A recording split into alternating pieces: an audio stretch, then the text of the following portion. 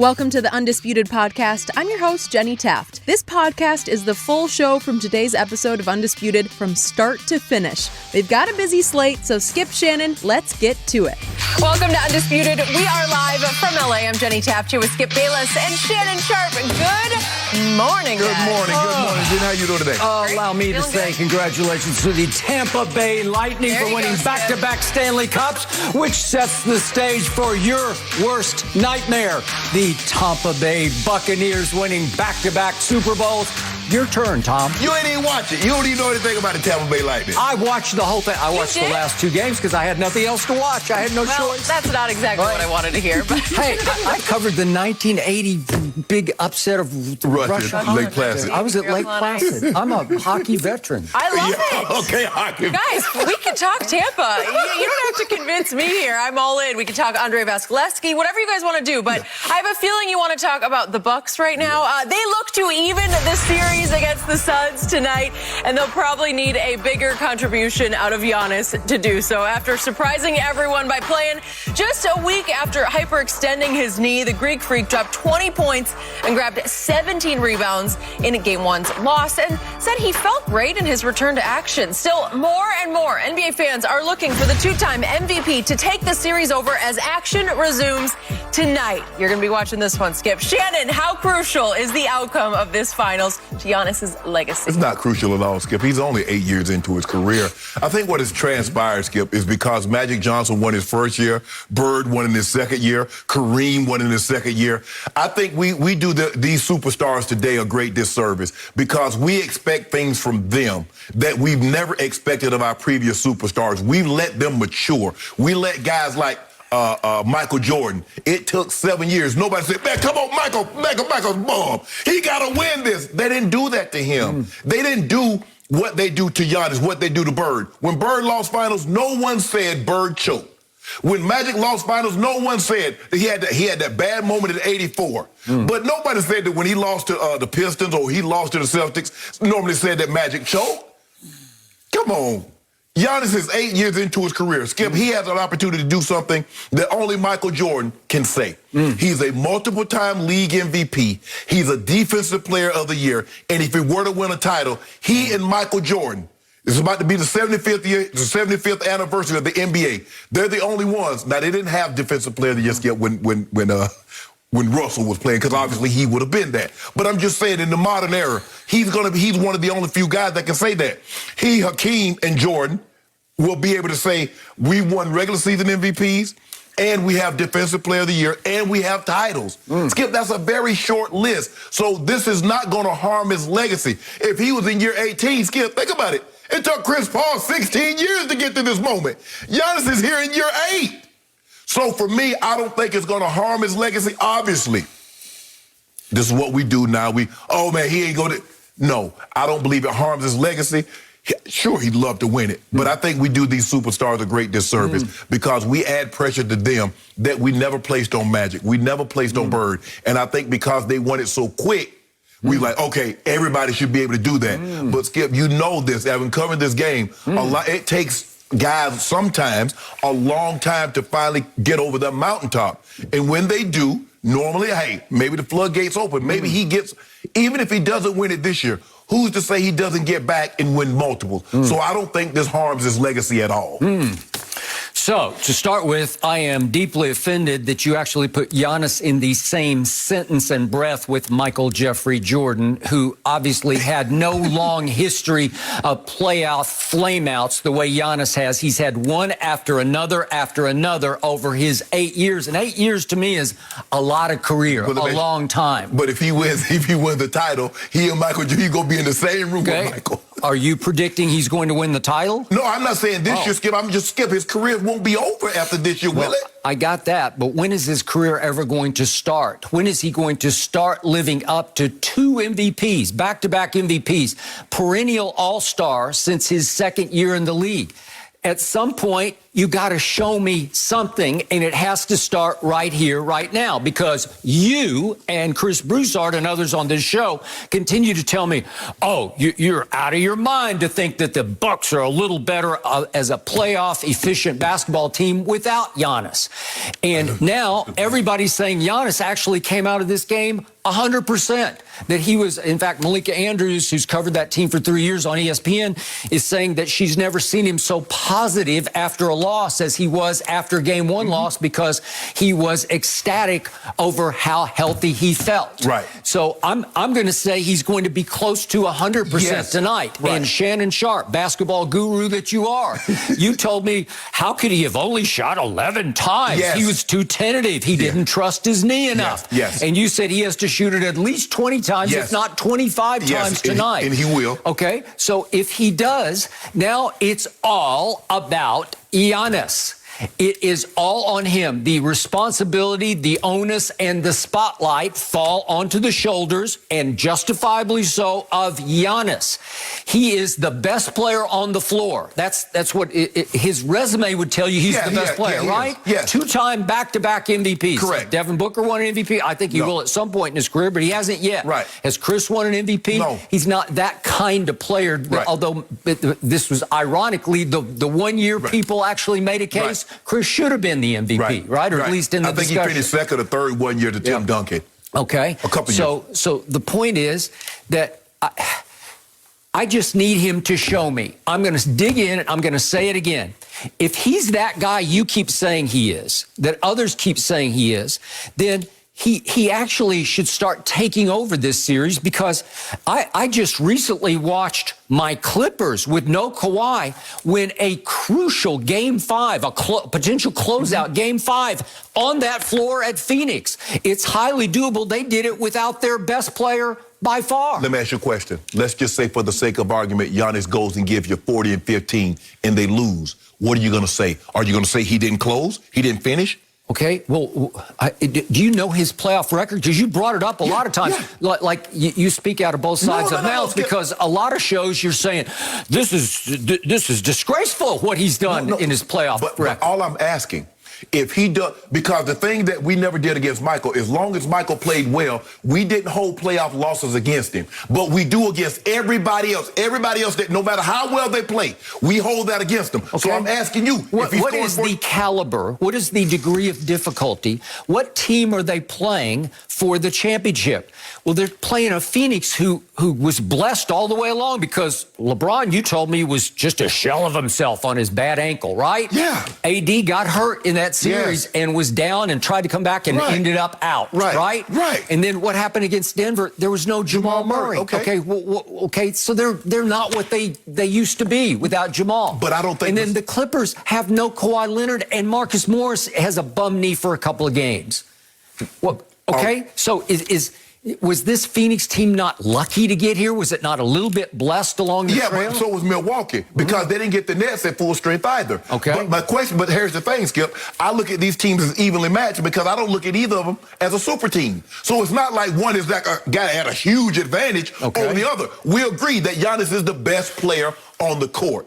But you could make a case the next two best players might be Book and CP3. Okay, you can certainly make that case. But usually in basketball, one man can dominate a series. Yes. So it comes down to, how good is he? Because I've been saying this is not a first guess, I'm sorry, not a second guess. It was a first guess, because I have been saying this for probably 3 years on this show.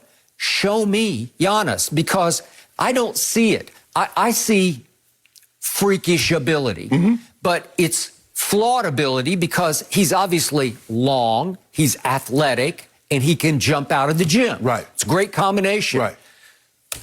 Can he shoot a lick? I don't think so. So at the highest level of playoffs, when you have more time to strategize and you have more manpower and firepower to strategize with, teams just regularly take him out of the action. Yes. Where they can wall him off and shut him down and force him to shoot mid-range jump shots, which he has none of. Well, he kind of takes himself out of it because if he develops a jump shot, you couldn't do that. Okay, so is there not Consistent jump shot, I might add. Is there not some Ben Simmons going on here? You have been really hard on Ben Simmons. Yeah. Why aren't you as hard on Giannis? Because they're similar in their approach to the game, because they have to dominate at the rim or they don't dominate at all. Because my thing is with Giannis is not afraid for you to see him naked. And what I mean by that, he's not agree afraid with that. I know exactly what you mean. And if he airballs it, oh, well, I'm going to come down and shoot another one. It doesn't seem to bother him. It doesn't bother him.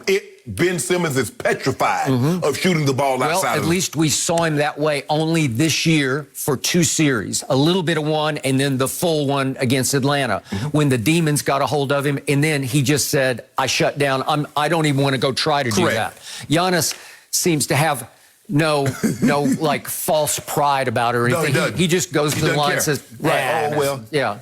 And yet, if you can't shoot, it's hard to win a championship if you're by far the best player on your team. Yes, okay? yes. So what I see missing in Giannis is, I don't see, speaking of Jordan, any Jordan-esque intangibles. I don't see contagious. I don't see rub-off. I don't see alpha. I don't see killer will. I don't see takeover gene, where he just refuses to lose. Like, give me the ball and get out of my way, or I'm going to figure out how to utilize my teammates, and you're not going to beat us tonight. Right? Have you seen that from him? No, Skip. But it's still early. He's still trying to figure it out.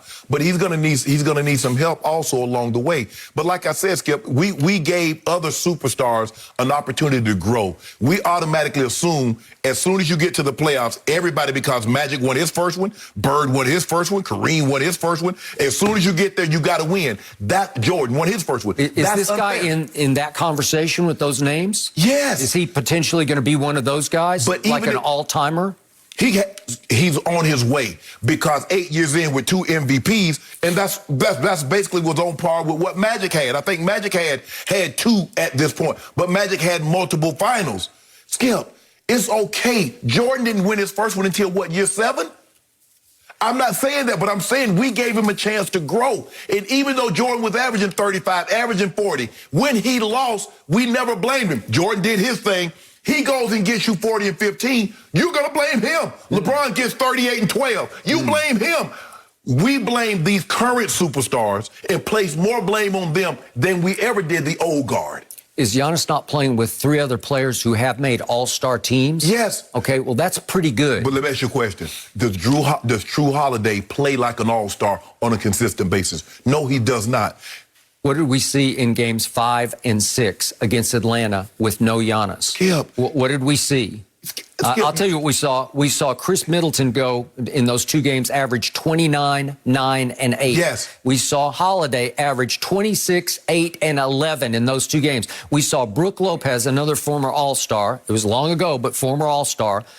Averaged 23 and 4 blocks a game in those 2 games. But I also saw Chris Middleton against the Nets in the games 1 and 2 shoot 6 of 35. I also, or 12 of 50. I also saw him against Atlanta in the first 2 games have 15 points. And in the first game, he shot 6 of 23. So I see what you did is that you took the 2 games that he played really well. Without Giannis. Without Giannis. And we also saw 2 breakout performances on the road, because he's always been home all-star, road disaster. Right. But we saw a quarter in game 3, a fourth quarter, in which he scored 20 points. And then in game 6, we saw a third quarter in which he scored 23 points.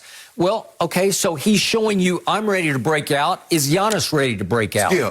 But you talk about a quarter. Have we seen that consistent play? But those 2 quarters won those games. They did. But you have to understand, Skip, when you have a great player, you're able to play freer, because he's going to get the lion's share of the... You can make a case that Paul George plays better without Kawhi on the court. Can we not make that same compelling case? Yeah, but you told me that if Kawhi had been healthy, right now we'd be watching the Clippers in the NBA Finals. Skip, that's a different argument. But I'm saying, you look at the way Paul George played without Kawhi, when he doesn't have to defer.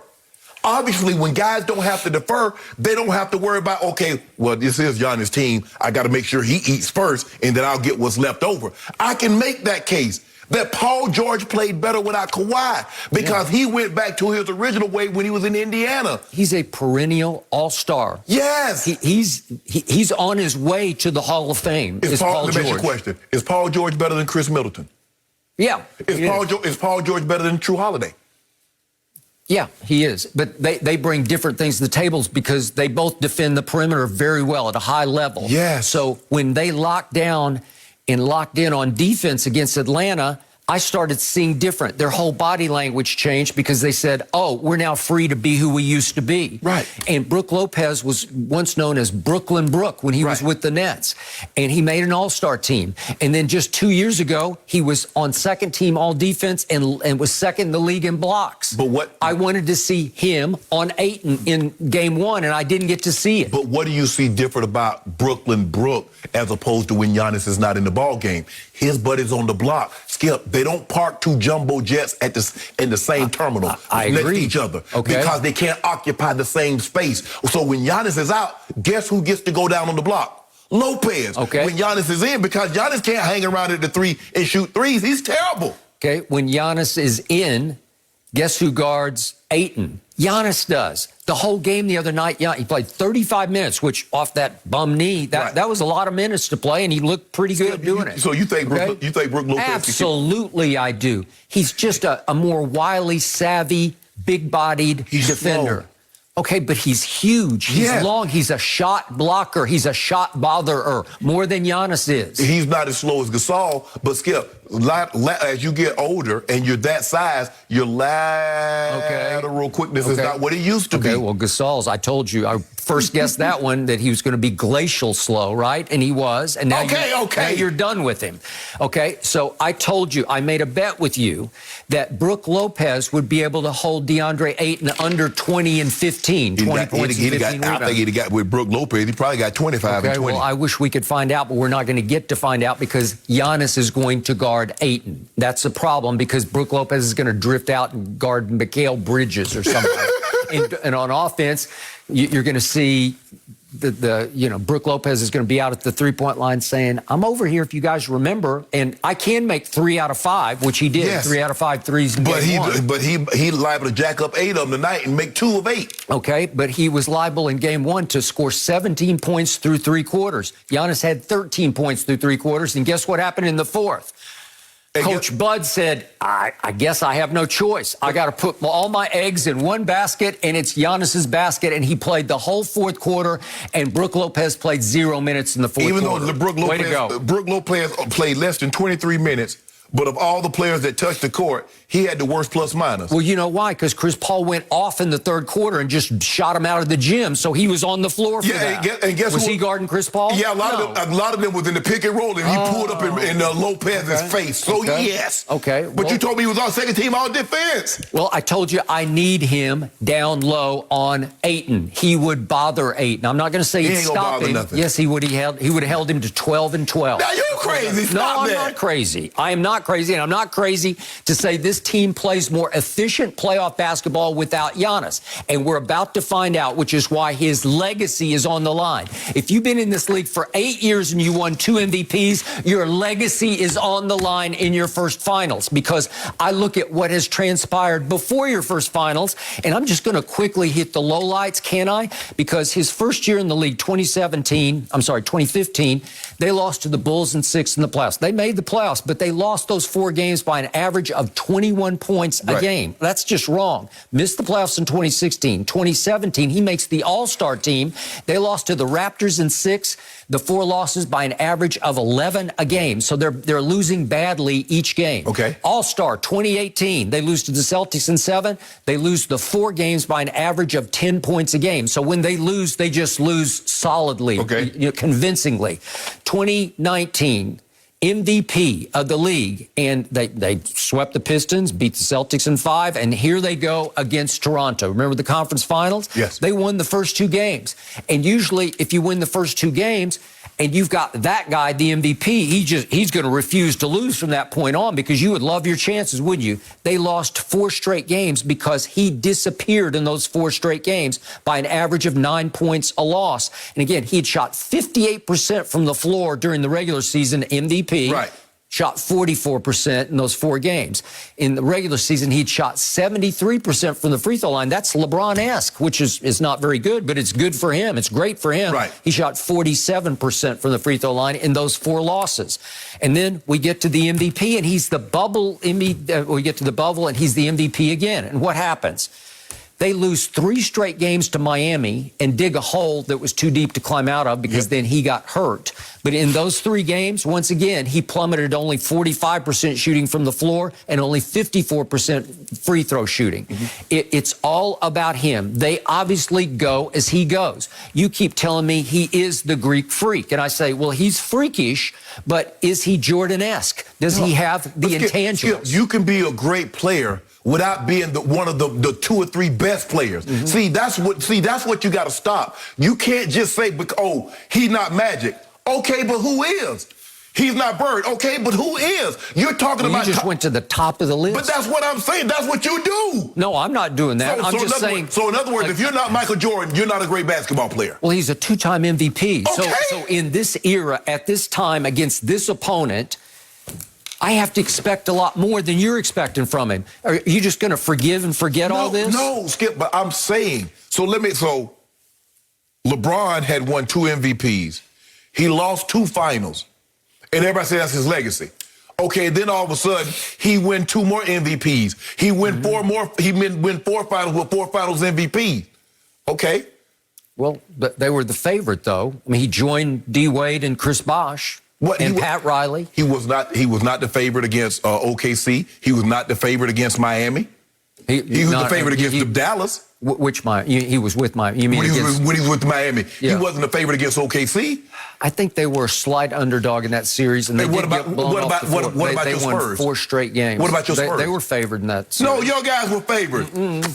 Which series? 2013? All of them. Wrong. All of them. No, you guys were favored. No, we ain't favored. Yep. But we highly favored now. Are you? We blessed and highly favored. Well, highly not favored Giannis is now overall in the playoffs 32-27. That's your 2-time MVP. But he's over 500, so that ain't bad. 27, really. So what would you prefer him to be? 50-6? No, I just like to see Russell? him back it up. I just want to see it. I've told you from the start, I just don't trust him. I don't believe in him. I doubt him in these biggest moments. If you don't mind me asking, in Jordan's first 6 years, what was his playoff record? I don't know. I haven't Was had he 30 games over 500? Yeah, all I know is he lost 1 game at Boston, and Larry Bird said that was God disguised as Michael Jordan. Anybody ever say that about Giannis? That was God disguised as Giannis. That's my point. As long as Jordan played well, he was without fault. Today's NBA players, if Kevin Durant scores 50 and they lose, KD didn't do enough. LeBron scores 40 triple-double, he loses, he didn't do enough. Jordan scores 60, they lose, and Jordan teammates was terrible. That's the point I'm trying to make. Is this Phoenix team better than Larry Bird's Boston Celtics? No. Okay. Is it better than Isaiah's Bad Boy Pistons? No. Okay, well, those are the teams that Michael kept running. But if he the GOAT, he got to beat those. That's what you tell me about these great players. You told me about LeBron. It doesn't matter how great his opponent is. If he the GOAT, what you said he is, he got to win those games. So if Michael was what you said he was, it doesn't matter he's going against the Bad Boy Pistons. It doesn't matter that he's going against Larry Bird and the Big 3 Celtics. That's what you say. I'm just using your logic. No. That's what you said. Well, once he broke through like nobody's ever broken through, and clearly proved he's the greatest player ever by far, and it's not even close. And he went to 6 finals and won 6 MVPs. What about the Wizards? What about it? Well, then he took 3 years off, and that was the end of that. So much more to unpack on this series, guys. No mercy. The Suns look to take a commanding 2-0 series lead tonight, and according to Fox Bet Sportsbook, Phoenix is a sizable favorite to do so. However, Bucks coach Mike Budenholzer thinks the deck may be stacked against his team, as he called the free throw disparity between the 2 clubs, quote, frustrating. Phoenix went 25 of 26 from the stripe in Game 1, while Milwaukee got to the line only 16 times and made just 9 of them. Those numbers are interesting. Shannon, how concerned should Milwaukee be about Phoenix getting a favorable whistle here? Skip, I'm sure it is frustrating. The Bucks only allowed 26 or more free throws just twice this postseason, Game 2 against Miami, and then again, obviously, in Game 1. And the Suns took the second most free throws in the NBA, 18.7 a game, but they set an NBA record with making 24 consecutive free throws in Game 1. Skip, Milwaukee's a jump shooting team. The only person that really drives the ball is Giannis. Giannis shot 12 of their 16 free throws. Middleton was 5 of 12 from the three. Ain't nobody fouling him on three-point shots. Holiday was 0 for 4 from three. Holiday has been playing terrible, Skip. He's shooting 28% from the three. He's shooting 42% from the field. Why the hell am I going to foul you and put you on the free throw line when you shooting that bad? If you look at Brook Lopez, Skip, this is a jump shooting team. P.J. Tucker shot no free throws. Pete Tuck mainly shoots threes. Okay, I got no problem with that, Skip. But you're not going to, unless you foul him on it. Why would I foul P.J. Tucker on a three-point shot? He's not Steph or Dame. You look at the guy, Lopez only took 2 free throws. He missed both of them. Chris Middleton took none. Skip, how you take 26 shots and not get fouled and not go to the free throw line? Because what are you doing? Everybody knows Chris Middleton shooting threes or he's shooting the mid-range. Well, I'm not fouling you on that, Skip. Okay, I'm gonna take my chances with those. I'm not fouling you on the bucket. Look at Portis. Portis didn't, and none of the rest of the guys shot free throws. So why are you upset when your team shooting threes, their jump shooting team, even though you're a big team, when Book putting his head down trying to get to the rim? When CP3 is trying to get close to the basket. DeAndre Ayton is right there around the basket, and you're fouling him. So you need to change. You should be frustrating that you play dumb basketball because a team with your size, you shooting threes like you're a small team. When you got size out the yin-yang, 6'11" Giannis, 7'1" Lopez, 6'10" Bobby Portis, 6'7", 6'8" Chris Middleton. And what you do? Jack up 3 after 3 after 3. So you shouldn't be mad at the officiating. You should be mad at yourself, bud, because you don't make the adjustments. You see how they call it, like, well, hell, they getting foul calls. They drive to the basket. Hey, how about y'all try to do what they do for a couple of possessions? Put your head down and try to get to the basket. Well, Giannis does that. Giannis shot 12 foul attempts. It's not the Suns' fault that he only made 7 of them, Skip. They shot 16, Giannis shot 12 because Giannis is the guy that's trying to get to the rim, trying to get to the basket. All the rest of the guys are perfectly content, selling for threes, a jump shot. So I don't think the officiating, they make it seem like the Suns shot 40 and they shot 10. Well, Skip, drive the ball and stop shooting threes in mid-range, and you'll get some foul calls. Okay. So you might be absolutely correct about game 1. But if I am the Bucks, I would step back from this, and this is what I would be concerned about. Chris Paul has been the president of this league's player association for 8 long years, and he hasn't done a good job. He's done a great job, and I don't know how he's done 2 jobs at once, play basketball and run the players association. But he has done that.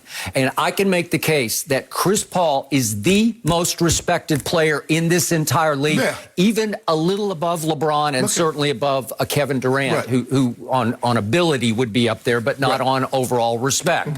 So is that fair to say? Yeah. Monty Williams has been doing this for a long time as an assistant and a head coach.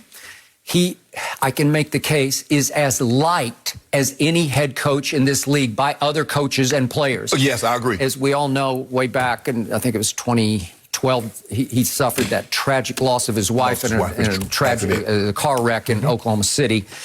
And he's just a good man who's becoming a great coach right before your very eyes. So is there a groundswell among referees leading all the way up to the front office that wants to see Chris and Monty finally get their rings at these stages and ages of their career? I don't, Skip, as much as I believe the players respect Chris Paul, and I believe and the officials respect Chris Paul and respect Monty Williams, I don't think that's the case. I just think the thing is that one team, I know what Bud's trying to do. You know what he's trying to do, Skip. That's what Phil Jackson and Pat Riley. No, it's just everybody. Yeah, that happens in every playoff series. I got that. But I'm showing you the big picture here because what did we see? What happened to the Suns? How much did the Suns benefit from missed calls during the Clippers series? Shall we count the ways? Let's go back to game 2. It changed the whole series. This is what's been happening. This is the Chris Paul effect to me because the Clippers have a 1-point lead at the end of game 2 at Phoenix, and Mikal Bridges shoots his 3 and misses it pretty badly, and it goes clearly off the 7-footer's fingertips, DeAndre Ayton. And I wouldn't make a big deal out of this, except that ends the basketball game. There's 0.9 seconds left, and the Clippers are up 1. So all they have to do is touch the ball in bounds, and the game is over. Look who makes the call. Scott Foster, the head referee, has to duck behind Reggie Jackson, who steps and blocks obstructs his view. And he tries to call that the length. Well, let me finish. Down the length of the baseline? Are you kidding? Then, because Scott Foster is the head referee, they go review that call, and they don't overturn it because they're protecting Scott Foster. And in the end, they're protecting Chris Paul because they know full well, if you reverse that call, the game is over, and it's 1-1 going back to Staples Center. That's the biggest missed call by far of the whole playoffs. That basically decided that series. You do realize in the first 2 games against the Clippers, Chris Paul didn't play. Okay. It's been abundantly clear. Fine. But what do we say about Chris Paul? What does Chris Paul say about Scott Foster? Scott Foster does not like me. Look how many games I've played. I'm just saying there's a new groundswell. And I'm about to get to one referee who I know for a fact does like Chris Paul, but I'm going to finish. Let's look at what happened at Game 4. It became the turning point game of this series because it could have tied it at 2-2. Remember, it was the game in which it wound up 84-80 because down the stretch of the fourth quarter, neither team could buy a basket because in the fourth quarter, the Suns shot 4 of 19 at Staples while the Clippers shot 3 of 19. And remember, with 58.5 seconds left, Terrence Mann drives for a shot, if we can see the drives in for a layup and makes it. And Mikal Bridges clearly just hacks him across the hands. It's an obvious and one slap call that you just have to make down the within. Okay, he just slaps him on the hand. That's an and one. It's going to be a crucial big point. Now, I can't guarantee he would have made the free throw, but I think he would have because that kid had been playing clutch for them all year long, right? Okay, then let's go down to 8 seconds left.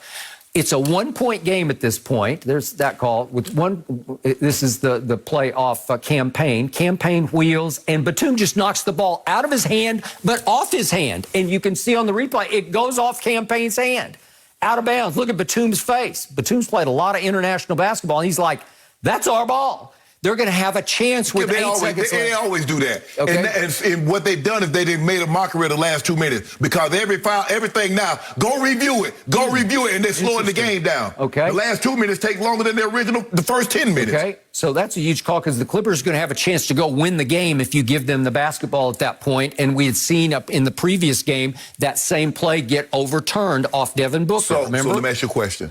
So no one else, so only the Suns have gotten favorable calls or questionable calls this postseason. How about one more involving the man in question, Chris Paul? With 7 seconds left in that Game 4, inbound to Chris Paul, and there's an anticipated foul call that does not happen because Paul George and Marcus Morris are there.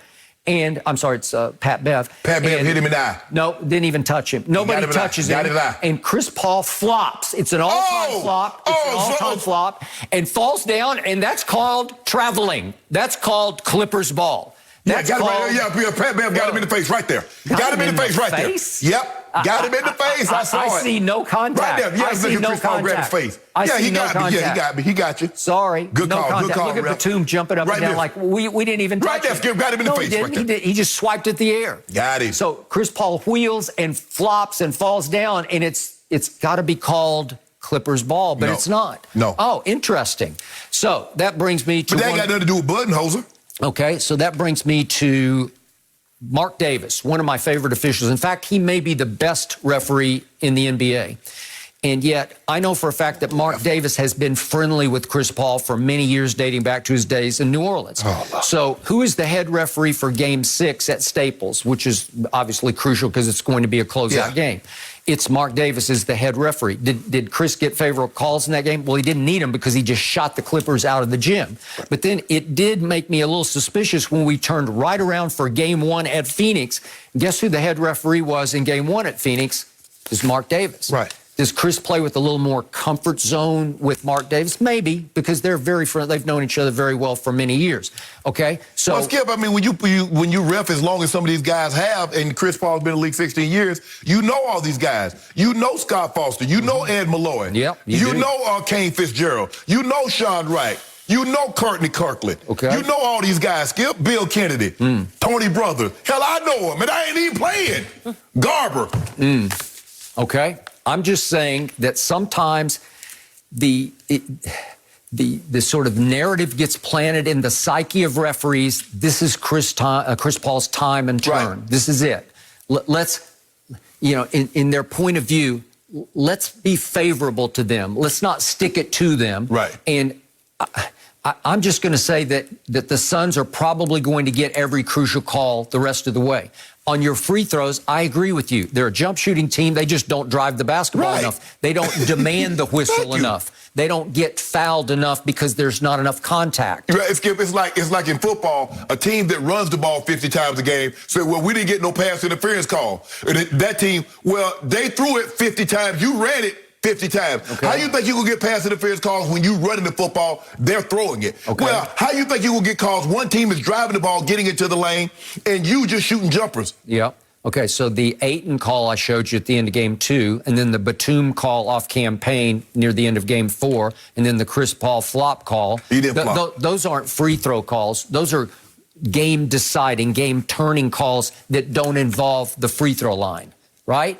So that's what you have to be careful of in this series against Phoenix, because the momentum is for Phoenix to win it all. Most people have already crowned them. That's Ain't fine. nobody crowned them. You just tried to put bad luck up. Ain't nobody crowned Phoenix. It was one game. Oh, everybody. Ain't no everybody Phoenix. did nothing. Oh, stop it. I know what you tried to do. Crowned them. No, I didn't. No, I came out here even after they won and said it was one game. All they did was hold serve at home. If they win the next game, all they've done is hold serve at home. Now Milwaukee, all they need to do is do the exact same thing. Was it over when the Nets won the first two? Okay, then. No, but the Nets had only one player against 5. So it was going to be a long, hard battle. Best player on the planet win those games. Of attrition. Best player on the planet win those games. That's what you told me. That's been the Skip Bayless premise. Best player on planet wins ball games, even if it's 105, because that's what you ask of LeBron against the Warriors. Remember, that was the best you had ever seen him play, and it was just the little hapless Warriors. Did you see Game 5 of that series? Did you see the virtuoso? Did you see Pavarotti in that game? Yes. It was unbelievable. But I saw him lose the last 2. In Game 7 on his court. Game 7, if it had not gone overtime, if his toe had been just a quarter of an inch back. And guess what would happen? He made one of the great clutch shots you've ever seen made, and it should have won the game, but it just by a 1/10 of an inch was not a 3. But let that have been LeBron. Not knew where he was on the court. We don't care about LeBron because he's LeGone. Where's Kevin Durant? Huh? Where's Kevin Durant? You make it seem like Kevin Durant's in the finals. Well, it's a 1/10 of an inch. Did LeBron make a 3 to win a game that was ruled a 2 by a 1/10 of an inch? No, I don't remember. But what you would have done had that been LeBron, you'd have said LeBron's got to be smart enough. You think Jordan would not have known where he was on the court? That's what you would have done. But see, you talk about it's a little teeth of an inch, a little tiny inch. No. Where's LeGone? Where is he? Is KD in the finals? No. But he didn't have any help. Now he ain't got no help. We got to move on. What's we got to James talk Harden? about LeBron's team. LeGone had some news Andre with the Lakers. We got whatever. So speaking of Andre Drummond, well, he didn't exactly have the impact that he or the Lakers fans had hoped for when he joined the team midseason, and now it looks like he may not be back next year after going viral from some tweets about his lack of playing time and retweeting Skip's post featuring his nickname, Kareem Abdul-Drummond. The big man posted some photos of some new T-shirts featuring a gigantic farewell across the top. Shannon, what's going on here? Well, hopefully he's gotten clearance from Kareem Abdul-Jabbar to use his likeness and to profit off of it. Kareem chose this name for a very specific reason.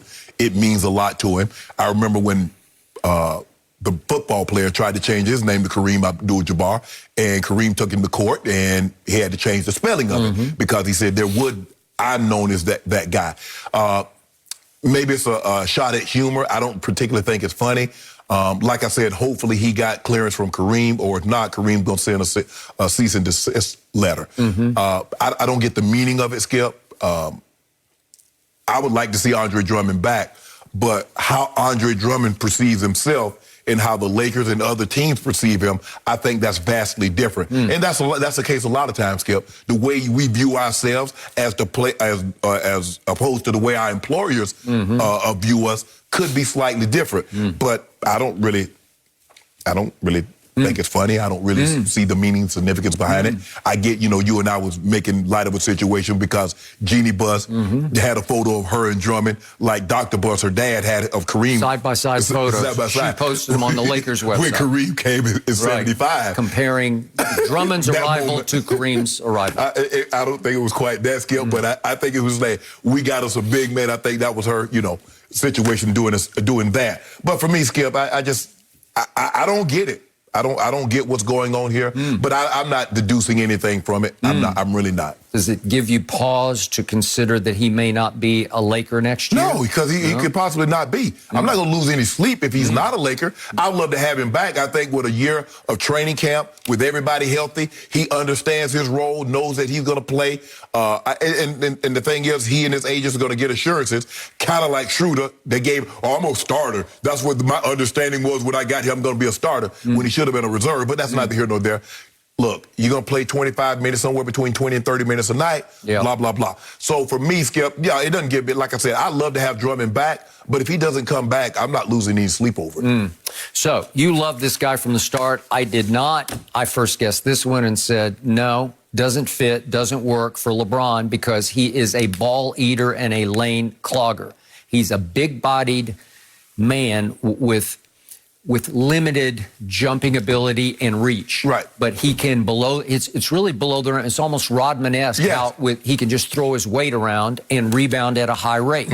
But I didn't think it fit with what the Lakers wanted to do. And I believe right now LeBron is shaking his head saying, no, I don't want him back. But we'll see about that. Right. They were much better when they had Dwight and JaVale as their two bigs. So, again, I first guessed all that. So how did all this start 2 days ago? When one of his fans posted something on, I guess it was on Twitter, about, I wish you could only dominate the paint like Lopez and Ayton, talking about the finals, obviously Brooke Lopez and DeAndre Ayton, like for real, said the fan, with an angry face emoji at the end of it. And Drummond, being the Twitter victim that he was about to be, responded to it, tell y'all coach, play me more, and I could dominate the way those guys do. So he's basically saying to Laker Nation, tell Vogel to play me more, and I could dominate the way those guys do. And then he subjected himself to about 5 hours of Twitter ridicule because he trended on Twitter for at least 5 straight hours into the night, into game 1 of the finals, with a lot of ridiculing memes of Drummond looking in the mirror and seeing Kareem Abdul-Jabbar. Like that's how he sees himself. And so at that point, I just said, well, I'm going to retweet my nickname that I gave him off the Genie picture, which is Kareem Abdul-Drummond.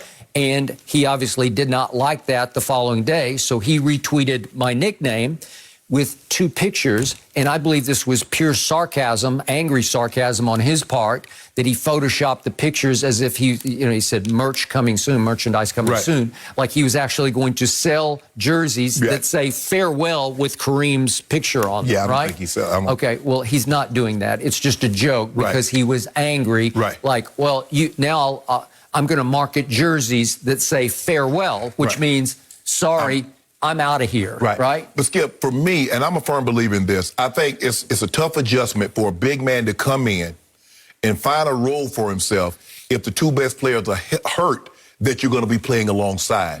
Because like I said, those other guys are not used to playing alongside another big. They're not used to feeding the poster. One thing LeBron James can do, he can get, no matter who you are, no matter what position you play, LeBron James will find a way to get you the ball. And so now he comes in midway. They only got, 20 games left. And he's got to find a role. But when he finds his role, it's at the playoffs. Well, that's too late. You like JaVale, you like Dwight. But JaVale and Dwight had a whole offseason. They had a whole training camp to get ready to understand their roles. Where he comes in, and you know what the Lakers are, so he has to find his role on the fly. I believe given a training camp, given an understanding and playing alongside LeBron and AD, I don't believe Ayton, if you took Ayton and dropped him on a team with 20 games left and the 2 best players that he's counting on to play with are not there, and he's not going to play like this. Ayton has known his role. He fulfills his role. And I believe if you define Drummond's role, let him play alongside AD and LeBron from start to finish, I believe you'll see a different guy. So This tells me there's a lot of trouble in Laker paradise right now because now you got Drummond unhappy with his playing time. You got Schroeder believing that he's LeBron's equal. That's what I believe. Yeah, he told me he wanted 100 to 120 million. That's what I'm saying. Luck. And you've got Kuzma feeling rejected as the third wheel because he thought he would be part of a budding big three with the Lakers. Kuzma, somebody need to tell Kuzma. You the donut, bro. You not the third wheel. You the little donut. You a little quick fix. We tried to put you on so we can get to the gas station and get the filling station and get a new tire. Well, when you get to the gas station, you're going to discard him. That's right? okay. Guess what? That's the best thing about Uber now. You ain't got Uber, they got Lyft. I call and get me a ride. I ain't riding with him. So you want Kuzma gone. You want Schroeder gone. Yep. And it feels like that Drummond is about to talk or at least post his way right out of Los Angeles as an unrestricted free agent. Yeah, he's unrestricted free agent. But the other two, thank you. Thank you for your services. Well, I think you're going to have to wave goodbye to your man Drummond because I don't think the Laker brass will like this. I don't think LeBron will love this. I just don't think they will. This is not Laker-esque to them. Well, we try to get one of them guys out there in Vegas right now. Dame or Bradley Beal. Yep. Yeah, trying to get one of them or right now. Jamal Murray, who liked to post. Yeah, we might get then he unliked it. But again, it's like there's hysteria of the night for Laker Nation because they're desperate to get a third star. It's not enough that you have two of the top 5 players in the NBA. Hold on. You need 3 of the top 10. But I noticed that. You notice? I never heard you say anything about the Nets getting Harden. Even though they had Kyrie and KD, you never said a word about getting a third star. Why is that? Well, because they're always hurt. Kyrie's always hurt and Harden's always hurt. Whoa. But you didn't have a problem. This team is going to the finals, mark my word. I notice it, and I think people at home are starting to notice it. Anytime LeBron tries to get an advantage, you got a problem. But let KD, you have no problem with KD. I know, but I just go by what you tell me because you're the Hall of Famer and you told me he's the GOAT and the best player on the planet. Let me ask you a question. Why would the GOAT need 2 top 10 players? Let me ask you a question. Who's the best player on the planet right now, Skip? Kevin Durant. Okay, but you don't think that. So why not? It doesn't matter what I think. You told me it's LeBron James. I'm sorry, it's LeBron James. So why does it matter? If you got the best player, even if we got Steph, Clay, Dame, and added them to AD and LeBron, it shouldn't matter. You got the best player on the planet, and the best player on the planet should be able to beat anybody, because that's what you told me for the last 5 years about LeBron. Okay, but why are you so desperate right now for a third star? Everybody's getting the third. You've also got Anthony Davis. Yeah. Most people would say Anthony Davis is more valuable than Harden or Kyrie. That's what they would say. But hold on. But see, you didn't have to say either or. You got both. So why can't we have another one? Well, you've got. Is Kyrie a superstar? Yes or no? Is James Harden a superstar? Wait a second. You got the GOAT. Yeah. Quote marks GOAT. And you've got another top 5 player, and you're desperate to get Damian Lillard or Jamal Murray or Bradley Beal or who? It's like the flavor of the night. Yeah. Who is that? Yeah. Why not? So you just want it to be a mismatch. You just want it to be a cakewalk. You never said that. Hold on. When Kevin Durant went to Golden State, you never said a word about a mismatch. Well, you never said a word. Yeah, because they were desperate for him. They so lost. That makes it okay. They blew a 3-1 lead to you guys? Skip. Really? Skip. They aren't all that. They aren't what they were cracked up to be. No. You didn't have a problem with a team that was 73-9, adding a player that was universally regarded as the second best player in the NBA. You had no problem with that. Okay, but you told me that Draymond fled into the parking lot in tears calling Kevin Durant saying, you've got to come save us. Yeah. That they boarded a private plane and flew all the way to the tip of Long Island on July the 4th to recruit Kevin Durant because they knew he was their only salvation. You do their realize only people hope. not only go to the hospital just for trauma. People go to the hospital for other reasons. So you're trying to see what you're doing, trying to do is nuance here. Nuance? Yes. That's blatant. No. Why does it matter why Kevin Durant went there? See, you try to say, well, they called him. They called him. They flew on a plane in vacation. It was the 4th of July weekend. Yeah. Why does it matter? Did it happen? Well, what happened was he won back-to-back Finals MVPs, and it's case closed. Okay, so what difference does it make if LeBron gets Dame or gets Bradley Beal or gets Steph? Or I guess at age 42, you'd need some more help. At this point, there will be changes to the Lakers roster. Yeah, it's going to be Just who changes. and when and how quickly that happens. No mercy. The Cowboys are set to make their return to HBO's Hard Knocks next month for the third time in franchise history. While Dallas fans and Jerry Jones himself are probably eager to have this all-access showcase, an article in The Athletic pointed out the series is likely to bring, quote, undue pressure onto a team that underachieved last season, dealt with injuries to star quarterback Dak Prescott, and had a huge mess on the defensive coaching staff. Yeah. Shannon, will Hard Knocks help or hurt the Cowboys? Don't have no bearing on the season. Cowboys missed the playoffs. Were they on Hard Knocks last year? Missed the playoffs. Were they on Hard Knocks the year before? Missed the playoffs. This is their third time. They haven't been to the Super Bowl, hadn't been to the NFC Championship game in 25 years. So what bearing did Hard Knocks? Before there was even known of a thing called Hard Knocks. They were suffering hard knocks. So they don't need this. Skip, Jerry Jones treat Hard Knocks like Thanksgiving Day game. It's another opportunity for people to see him and his team. So he's always going to sign up for it, Skip. If you gave the teams a choice, okay, do you want to be on Hard Knocks? Everybody with the exception of Jerry Jones. Jerry Jones would make Thanksgiving, like a Thanksgiving Day, like the Cowboys are on every Thanksgiving. They would do Hard Knocks every year. Because Jerry Jones cares more about commas than Lombardies. And this is another opportunity for him to showcase his team. Got no problem with that. But there ain't no pressure to do. So Hard Knocks is going to bring pressure. Not that they're the Cowboys.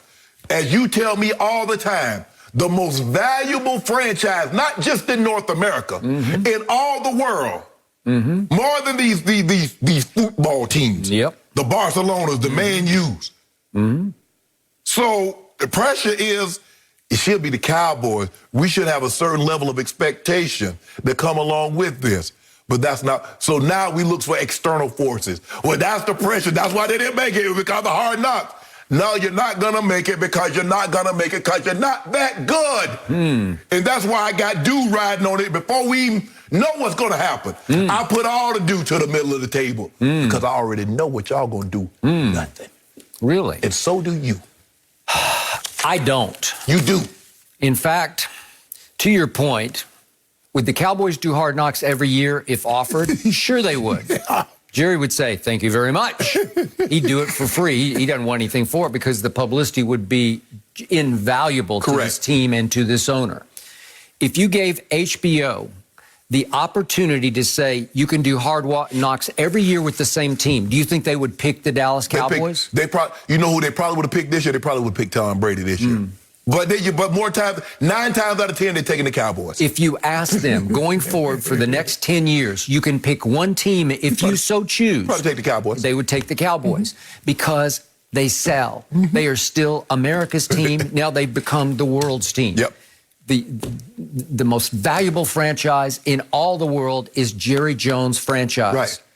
The franchise he paid virtual chicken feed for. He stole that franchise in 1989 just because the owner didn't like Tom Landry, and Jerry was the one bidder who said, I won't keep him. I'm going to bring my good friend Jimmy Johnson with me. They weren't actually that good of friends. They weren't. That was a whole nother issue.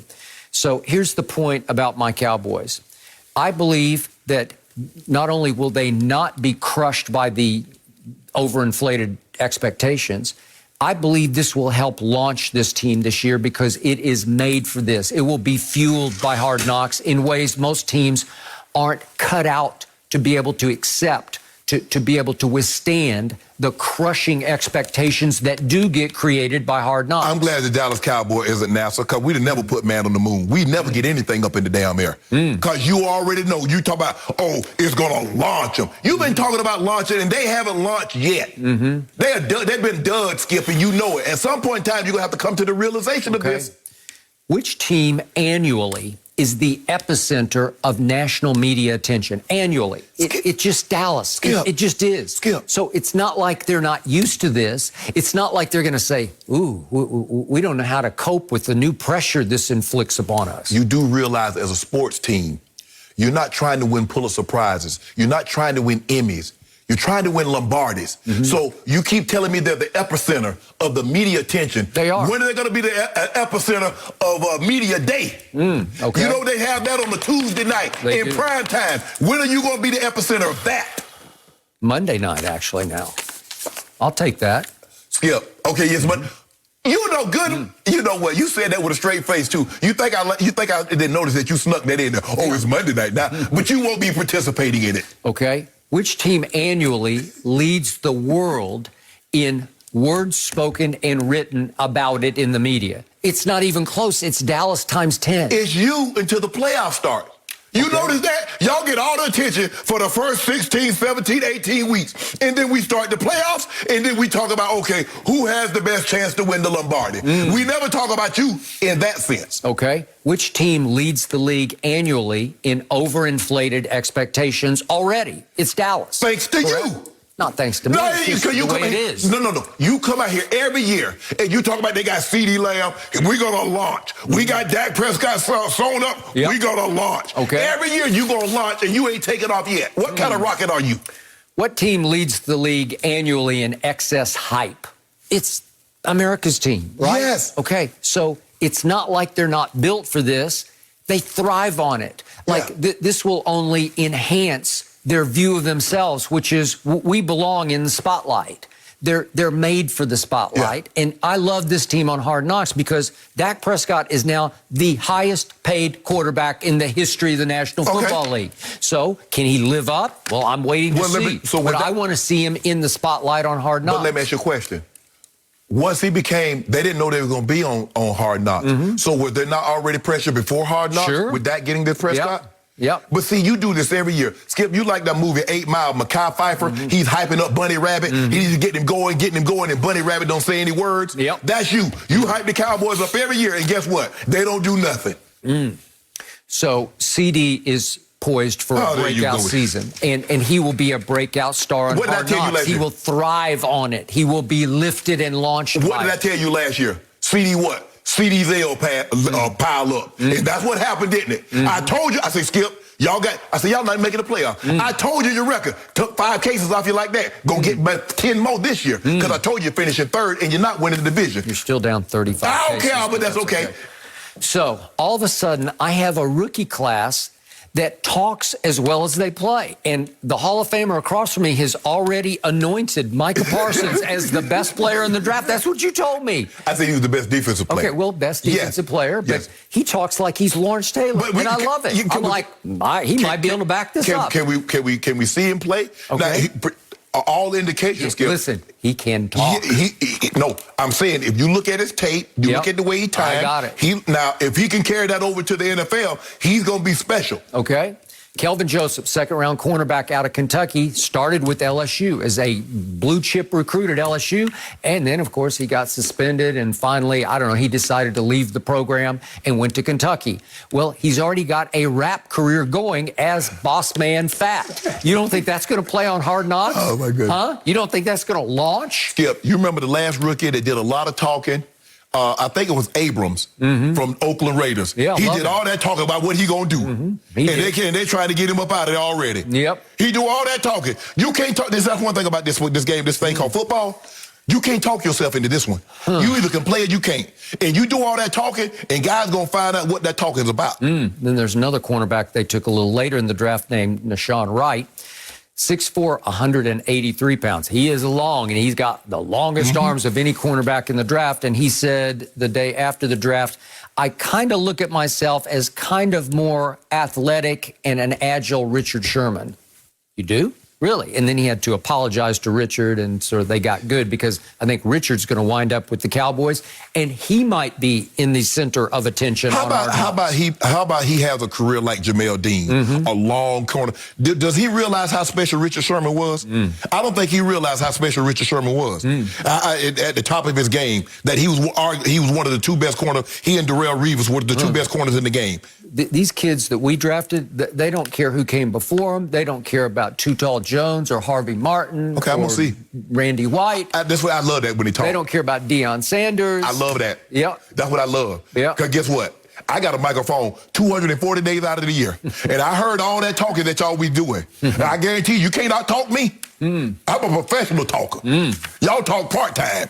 I talk full-time for a living. So I'm anxious to see what you got to say, because I got a lot to say. I think you might have met your match. And your man, Micah Parsons, he's your man. Yeah, I like Parsons, but He better be Devin White. Now, Devin White can talk. Yes, he can. We had him on the show. He lit it Got no up. problem with it. Yep. B. Wags can talk. Yep. Fred Warner. Yes. Darius Leonard. You doing all that talking, you better be one of them. Huh. You better be one of them. Well, you've already proclaimed him a potential one of them. Potential. Potential just means you ain't done jack yet. Potential. I know a lot of guys have potential. A lot of them. They were supposed to get my job. Potential, they're going to play Sharpe. Old Sharpe hung in there. 14 of them. The record ratings that you're about to witness on Hard Knocks just might push or move HBO to say, hey, Roger, could we maybe have the Cowboys every year on this? Skip. Record ratings. What is that going to do for the Super Bowl? Launch them. Create hype and expectations. They're going to say, we got to live up to this. So this is the first time. So this year, in 2021, the Cowboys are going to say, you know what? With all these expectations, we're going to live up to them this year. So this is the year. Not last year, not 10 years ago, not 15 years ago, not 20 years ago. This is the year. Finally. The train is leaving the station. You want to get on or off? Man, that train been there. You know y'all on the rocket, they won't go anywhere. Y'all duds. I don't know. Everybody that had the rocket, y'all pay all that money. Expectations in the I past. can't wait. So I'm just going off of past experience. Expectations, Cowboys, it hasn't worked out too well. No mercy. The Bucks look to even the series against the Suns tonight, and they'll probably need a bigger contribution out of Giannis to do so. After surprising everyone by playing just a week after hyperextending his knee, the Greek Freak dropped 20 points and grabbed 17 rebounds in Game 1's loss and said he felt great in his return to action. Still, more and more NBA fans are looking for the two-time MVP to take this series over as action resumes tonight. Fox Sports NBA analyst Chris Broussard joining us now. Chris, how crucial is the outcome of this finals for Giannis's legacy? Jen, it's not crucial at all. Big, sure. Important, yes. But crucial? No, that's too strong of a word because Giannis is only 26. He's 26. He's a year removed from being on those best 5 players under 25 debates people have. So he's got a long way to win championships. And I get it. You know, you're never guaranteed to get back. But if he doesn't get back to another finals, then shame on him. He just wasn't as good a player as we thought in the first place. So he's got a long way to go. So I can't go crucial. Michael Jordan and Shaquille O'Neal were 28 years old when they won their first championships. LeBron was 27. And Shaq and LeBron had rebounded from ugly finals appearances. LeBron, obviously, Dallas in 2011, and Shaq got outplayed and swept by Hakeem Olajuwon in 1995. And they were able to recover. And for Giannis, I think it's even bigger as far as how much time he's got to win more championships or a championship because he has so much room for improvement. All those guys, Jordan, Shaq, LeBron, you can name a host of guys. None of them, I would say, had as much room for improvement as Giannis when they got to the finals. This guy can improve his mid-range shot, his three-point shot, his free throw shooting, his post game, and he's got the two things that are critical to improving in those areas. Number one, he's a hard worker. So Giannis was no prodigy. Giannis wasn't even a lottery pick. He came in the league his first year, averaged 7 points a game. Second year, 12 points a game. Like, he has worked his way into this type of status. And then secondly, he's mentally tough. Now, some people might question that. But I say, look, this is a dude that can go to the free throw line and shoot 2 air balls. And the next time he gets the ball, he's going right back to the hoop, trying to dunk it and not worried about drawing a foul. Everybody's making fun of his free throw shooting, yet he's not afraid to go there. It's not a Ben Simmons situation where Ben just shied away from contact because he didn't want to go to the line. Giannis is like, I don't care. It's a guy that can't shoot threes at all. And yet he'll shoot them because I think that's a sign of mental toughness that he doesn't mind being embarrassed, doesn't mind looking bad.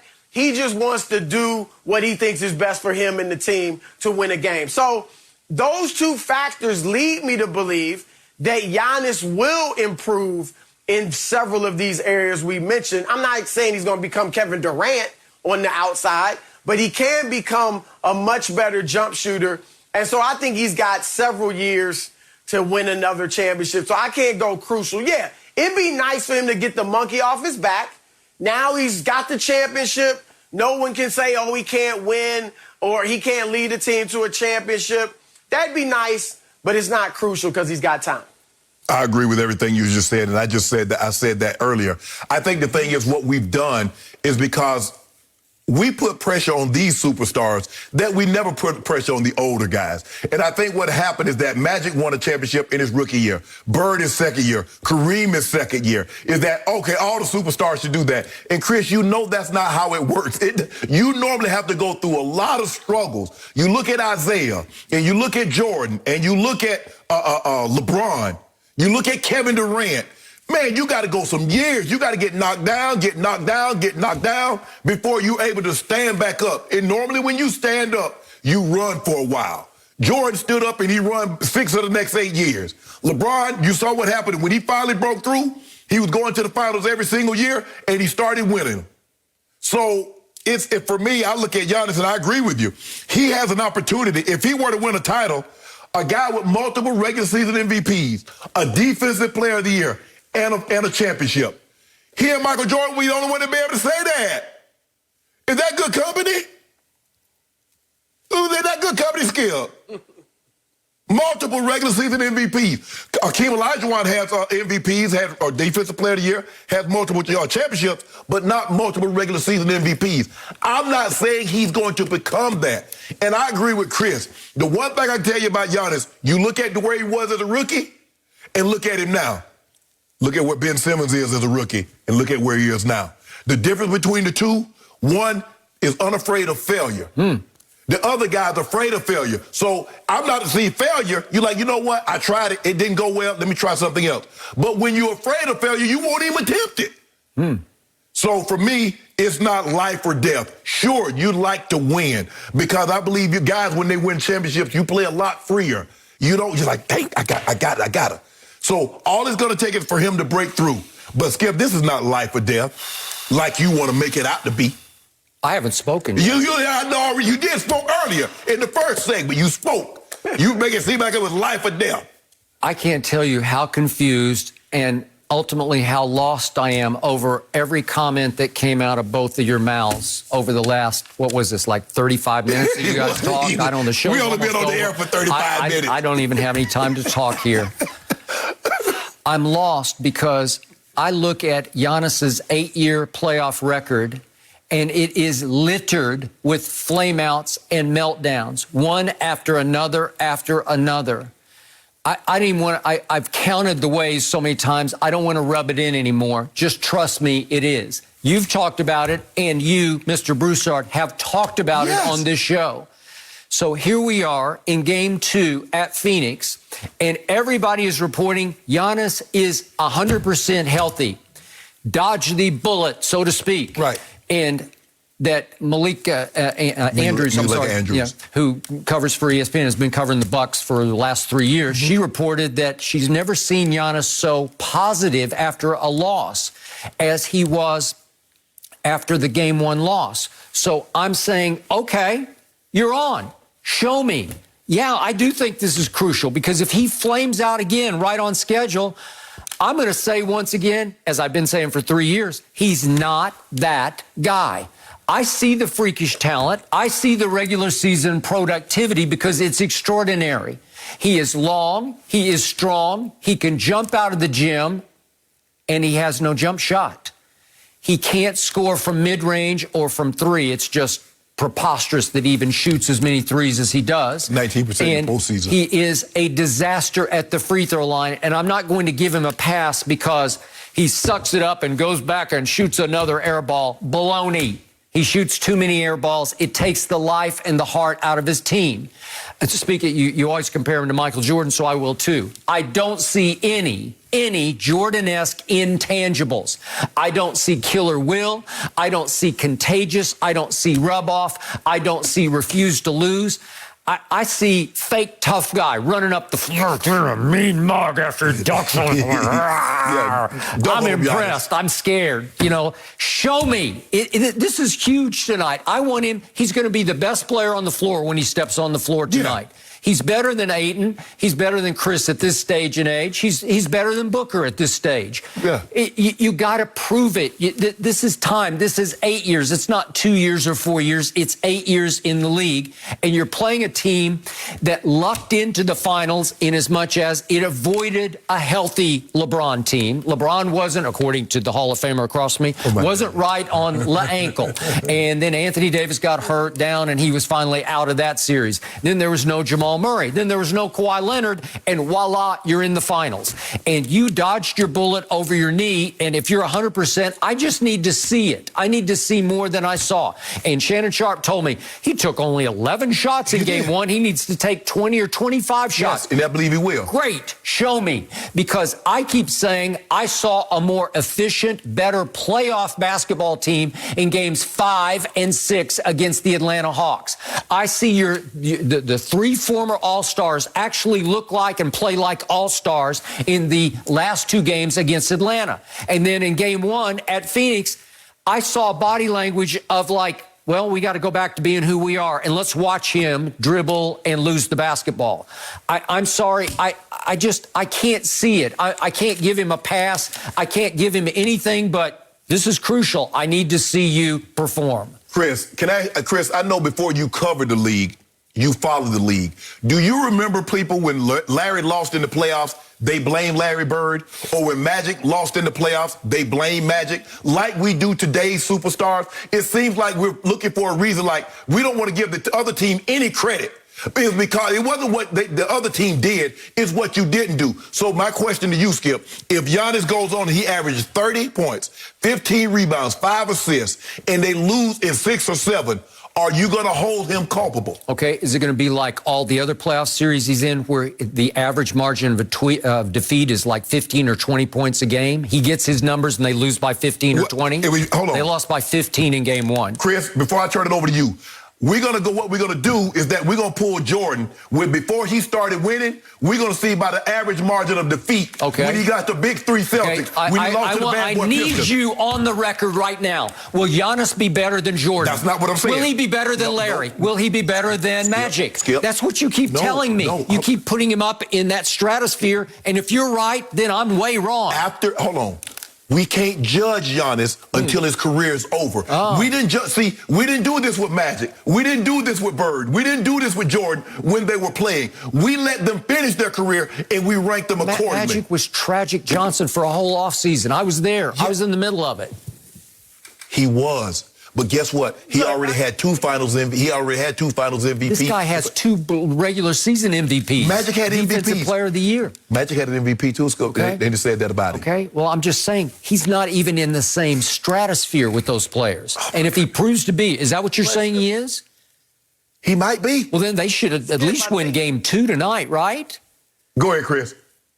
I think what Shannon's saying, though, he's not saying he's as good as Jordan, Bird, or Magic, but that makes his argument stronger because those guys have failures, too. Like I said, Jordan didn't win it until he was 28, 2 years older than Giannis, and I think his record was 1-9 in the playoffs, his first 10 playoff games. It was. The game after the great 63, and you know I think Jordan's the GOAT, but still, after the 63-point game 19. against Boston, he came back and had 19. He would be getting crushed on this show. If this show existed back then, you'd be crushing Jordan. After Larry Bird called him God disguised as Michael Jordan after game 1. Fine. With that type of compliment, you better go out and part the Red Sea. Instead, he had 19 points. See? Okay, so I'm just saying, Shannon is absolutely right. We're holding these dudes to standards we didn't hold the old guard to. And here's the other thing about Giannis. If they lose this series, Skip, nothing's going to be said about Giannis that isn't being said at this very moment. We all know he's not a closer. We all know that he's got to work on his jump shot and the other aspects of his game. We know that now. Like, even if they win it, nobody's going to say he's as good as LeBron or Larry or Magic or Michael because he's got so many holes in his game. Okay. So those aren't, that's not hidden. Yeah, but both of you have ridiculed me, laughed at it for saying the Bucks look like a better, more efficient playoff basketball team without him. But they're not. So with him, you're saying that they got a real chance. He's going to be the best player on the floor. Why won't they win game 2? Let me ask you a question. If Giannis does not play against the Nets, and it's Holiday and Middleton, even with a banged up James Harden, do you believe they beat the Nets? With just Holiday and Middleton? No, they do not. Yeah, I do. I would have liked them better. I like the way they defend better. I like them. I like Brook Lopez in the low post. I told you Brook Lopez needs to guard Ayton, and he does not get to guard Ayton if Giannis is in the game. Ayton ate up Giannis. He made him look foolish. So what you think you do? So that's the defensive player of the year. What you think you do to Brook Lopez? Well, Brook Lopez last year was second team all defense and second block shots in the league. He'd go 12 and 12 against him. That's Brook what he Lopez, Robin Lopez, Mario Lopez, Suns and 6. Okay, well, how about the Suns tonight? Are you picking the Suns tonight? Yes, I am. You are? Well, why don't you love Giannis so much, why don't you give me the Suns? You snookered me out of a bet on game 1. Let me have the Suns right now. I'll take the Suns. I'll give you the 5.5 for 5 cases. Right now, I'm going to give you an easy 5 cases. You don't want the Suns. Well, you love Giannis. He's Michael Jordan. That's what you've been telling me. Come on. Put your due where your mouth is. I did not say he's Michael Jordan. I get the Suns this time. I said he had some Michael Jordan failures early. You make it seem like Jordan won championship. He won like 14 titles. He didn't. Well, he would have if he just kept playing. I just want to hear the Mario Lopez reference again. No mercy. The Suns look to take a commanding 2-0 series lead tonight, and according to Fox Bet Sportsbook, Phoenix is a sizable favorite to do so. However, Bucks coach Mike Budenholzer thinks the deck may be stacked against his team, as he called the free throw disparity between the two clubs, quote, frustrating. Phoenix went 25 of 26 from the stripe in game 1, while Milwaukee got to the line only 16 times and made just 9 of them. Chris Broussard still with us. Skip, I actually want to start with you here. How concerned should Milwaukee be about Phoenix getting a favorable whistle? Very concerned, but what I'm about to say has nothing to do with what happened in game 1, when clearly the Bucks just didn't play hard enough or attack the rim hard enough to deserve any foul calls. I'm going bigger picture. What I'm talking about manifested itself, reared its ugly head again and again in the Clippers-Suns series, and I'll count the ways in just a second. But what you have to take into consideration, big picture, is Chris Paul has been president of the Players Association of the National Basketball Association for 8 long, great years. He isn't just good at it, he's great at it. I believe that Chris Paul is the most respected player in the league, even, and this is by other players, even above and beyond LeBron James. And you agreed with me on that point earlier in the show. Monty Williams, I believe, is the most liked coach in the league by other coaches and many players who have crossed his path, because he played for 9 years in the league. He has coached for years and years. He's almost 50 years. He's going on 50 years of age. And I believe there's a groundswell of support, of momentum, that wants to see both Chris and Monty get their first ring. And I believe that manifests itself all the way to Park Avenue, league office, and it filters down psychologically to the referees. And all I know is that, yeah, the Suns got incredibly favorable calls against the Clippers again and again in key moments that didn't exactly involve the foul line. But can we quickly count the ways? The end of game 2 at Phoenix, Clippers at Suns, the Clippers are ahead by a point, and a call is missed that absolutely changes the whole series, because it's 0.9 seconds left. If we could see it one more time. Mikal Bridges misses the 3 from the far corner, and Scott Foster, who is on the far end of the baseline, tries to make a call that he cannot see because Reggie Jackson crosses his path and obstructs his view. The ball clearly goes off the 7-footer Ayton's hands, out of bounds. Terrence Mann hit that. Oh, stop it. It's just clearly off Ayton. It goes out of bounds, and if you make the correct call and you reverse it, the game is flat out over, and it's 1-1, because 0.9 seconds, all you have to do is inbounds the ball and touch it, and the game's over, right?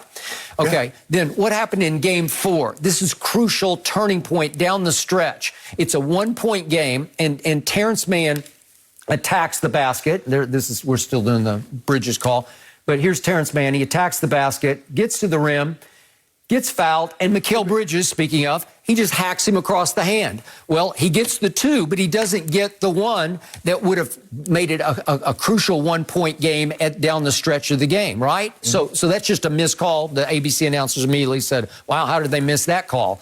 And then with 8 seconds left, we have the campaign call. Batum hits the ball off Campaign's hands out of bounds, and they just completely missed the call. Batum's just in shock because it should have been Clippers' ball, down only 1 point. And then, so we see that one.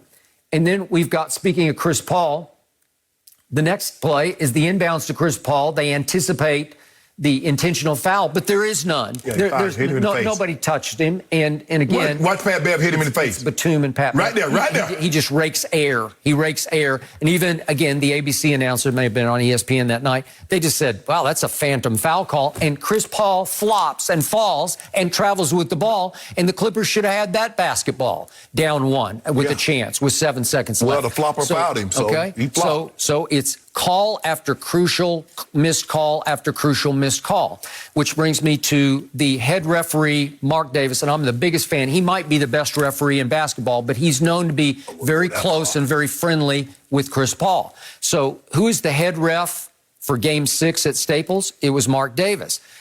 Okay, I'm fine with that. That's a coincidence, Skip. Okay, well, how coincidental was this? We turn around, and who is the head ref for Game 1 at Phoenix? You never see this.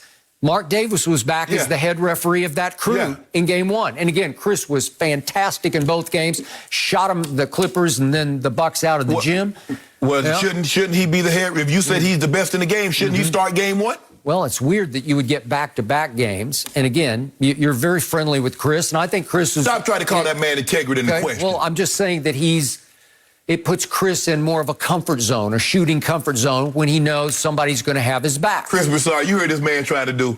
He tried to impugn Mark Davis. No. Now, I think Mark Davis called bull jive on everybody. But, Skip, when you play as long as Chris Paul have, I would like to think, Chris, that he knows all the officials. Hell, I'm just watching the game, and I know Ed Malloy and Scott Foster and Bill Kennedy and Tony Brothers and Courtney Kirkland. Sure. And Kane Fitzgerald and Leon Wood. I know them all. Hell, I don't even play. I'm just watching. And Garber. So I know them all, Skip. So I know Chris Paul that plays them, that sees them at least 3 or 4 of these on a weekly basis. Are you friends with him? I know Sean Wright. I'm friends with Sean Wright. Okay. He the best official. I'm going on record. Sean Wright, my homeboy from the 8. He the best official in the NBA, and he need to get one of these finals. The one who knocked Trae Young out of the game? No, he didn't. That was all Trae Young. That was all Trae Young. Talk about a freak accident. But Chris, they're complaining about free throws.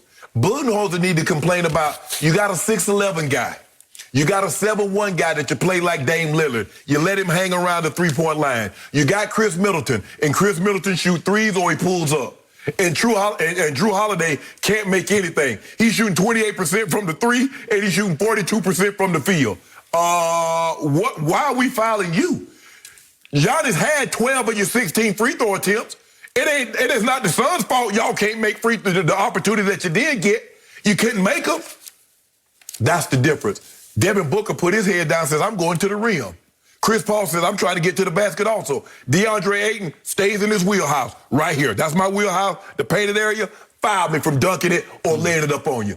That's not the Suns' fault. But I know what he's trying to do. Pat Riley and Phil Jackson, they made that famous. But y'all gave them all the call, not give us some of that home cooking too. But it ain't going to work. And you need to stop that. Mark Davis called bull jive on everybody, not just the Bucks. We'll see. I hope so. And Skip, you know this as well as anybody. There were those same complaints, allegations about Michael Jordan. With all, the officials were having his shoes signed by them and getting his shoes after games. You remember all that? I do. And they're human.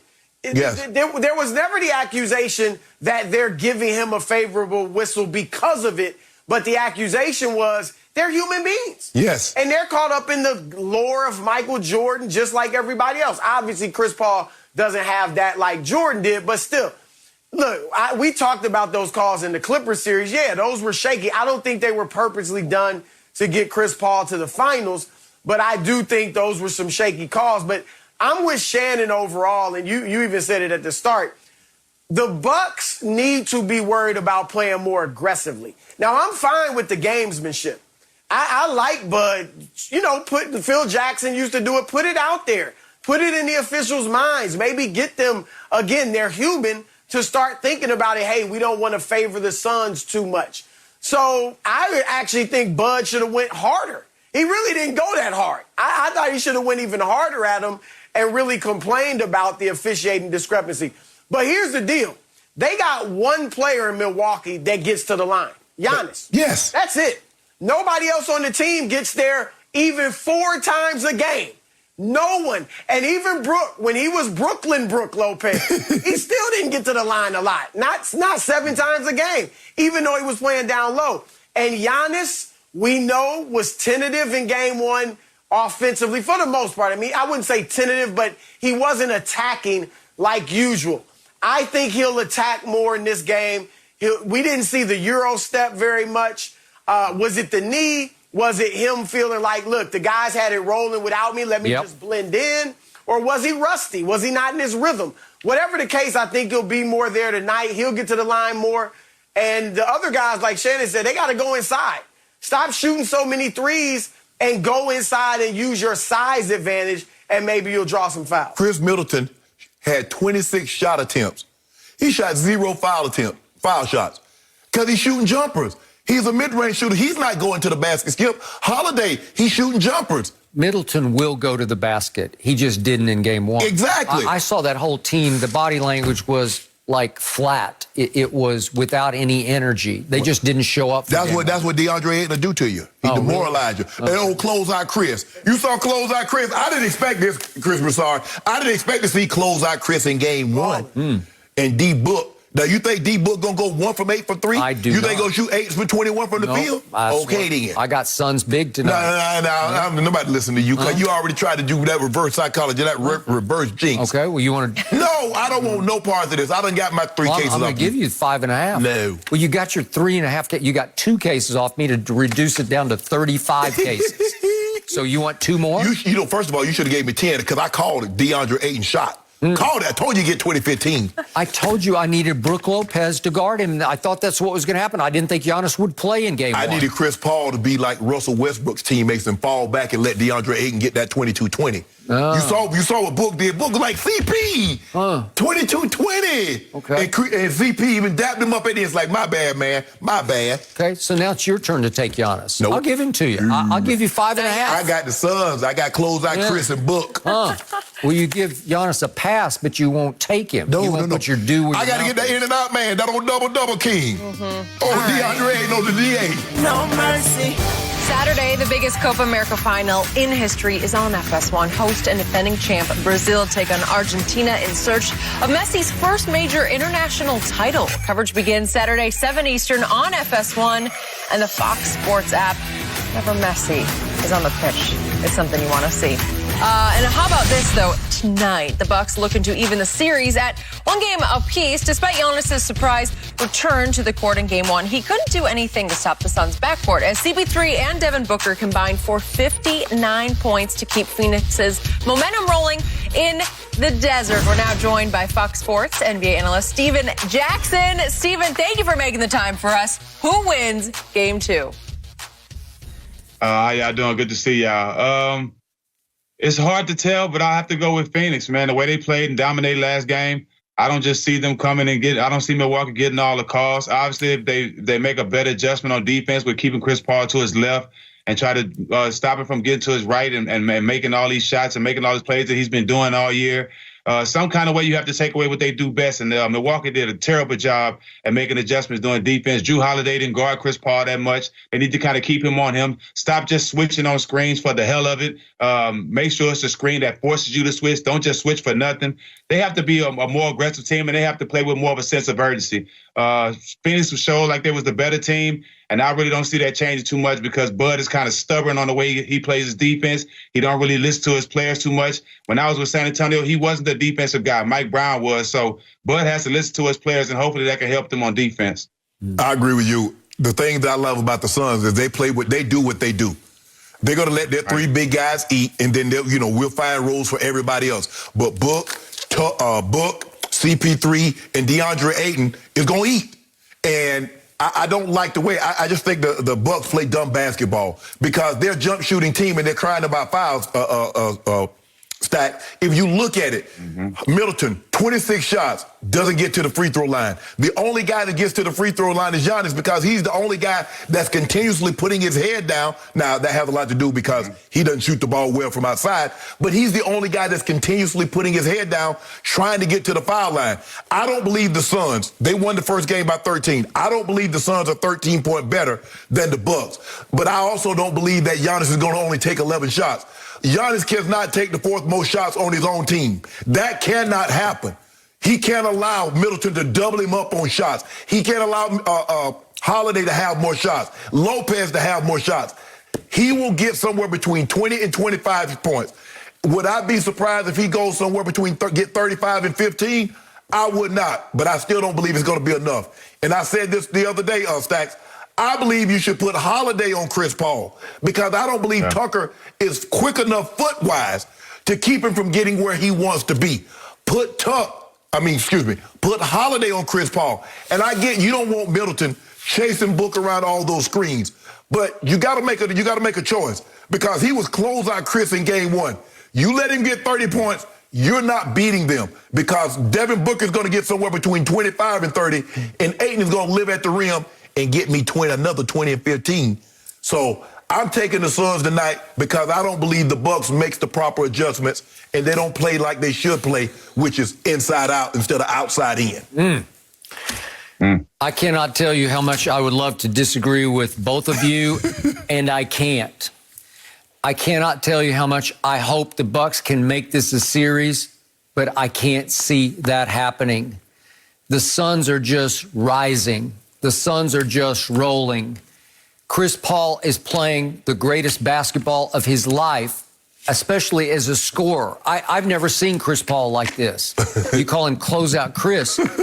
He's like, suddenly he's Jordan-esque. He's got a mid-range that's just unstoppable. Nobody can even bother that shot. He's 6 feet tall, and he shoots a mid-range like Kareem shoots skyhooks. Because he's elevating on the skip. They keep letting him get to his right hand. Well, he's not elevating. He's losing them to the right or losing them to the left. And the point is, I look at what happened in game one. Wait a second. Phoenix at home got outshot from three by 5, right?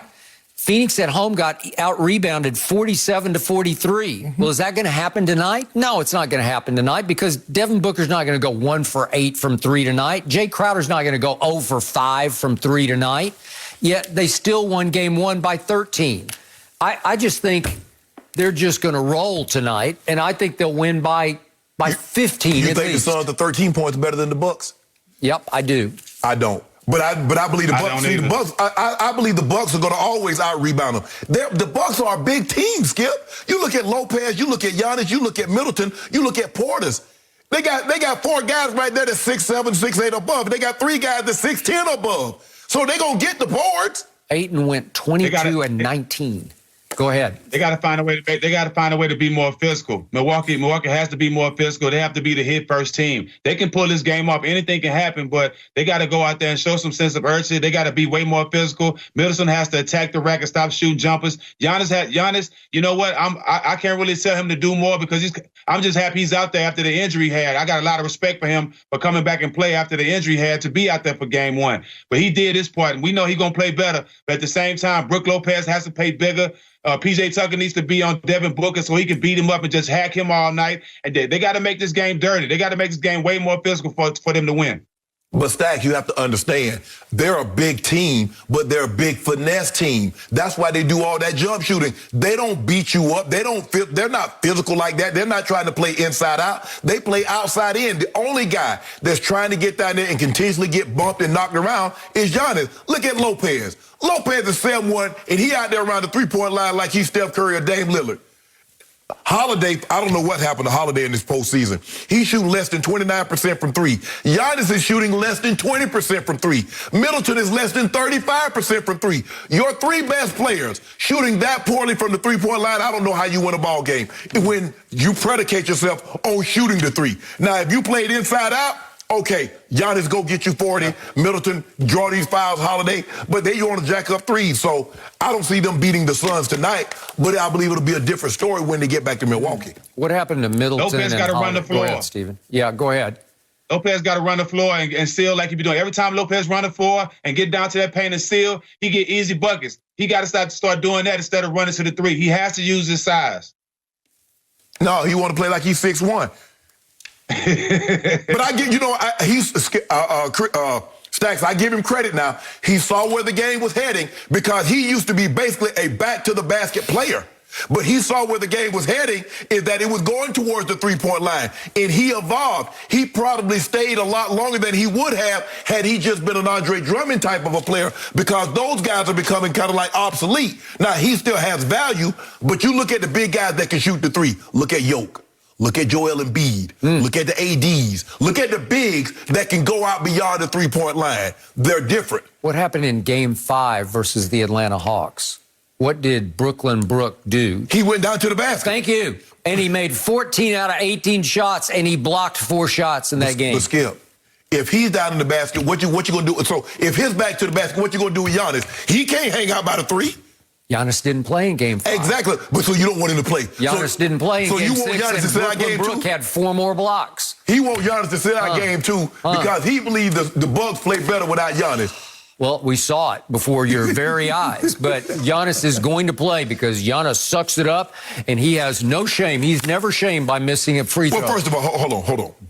I've had a hyperextended knee. He missed about, with no structural damage, he missed about the amount of time you should have missed with a hyperextended knee. Now, let's not get this thing torn like he tore a meniscus or he tore a ligament and came back. You can when you hyperextend, but he did. Yeah, but he didn't. They said there was no structural damage. I got it. I hyperextended my knee in a game, did not practice, and played the following Sunday. Okay. He hyperextended his knee and basically missed a week. Okay. So let's not make it seem like he was Lazarus and he rose from the dead. Well, he's back. He's in the low post, and Lopez is camped out on the three-point line. But he been camped out by the three-point line. Well, he has nowhere else to go. So what you want? So you want Giannis to go out there, the best player? By the way, Brook Lopez in the fourth quarter the other night was camped on the bench for the whole quarter because he couldn't do nothing with that gazelle out there. Oh, really? Aiden. Oh, after Brooklyn Brook had scored 17 through the first 3 quarters, and then he sits the whole fourth. That's just wrong. So what are you going to do with? So you want him to guard Ayton?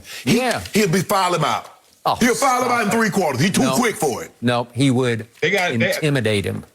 They also got to do a better job on those switches. Portis can't give Chris Paul both ways to go. He's dead in the water. When you're giving a guy like Chris Paul left, he dancing on him. He dancing on him and laying it up. Yeah, he's just dancing on him. You can't do that. But stop switching for no reason. If the guard can get over the screen, if the guard who's guarding him can get back, let him get back. Stop switching for nothing. That kills him on dogs. Kills him on defense. Because they believe they can switch 1 through 5. Oh, Lopez can guard Chris Paul.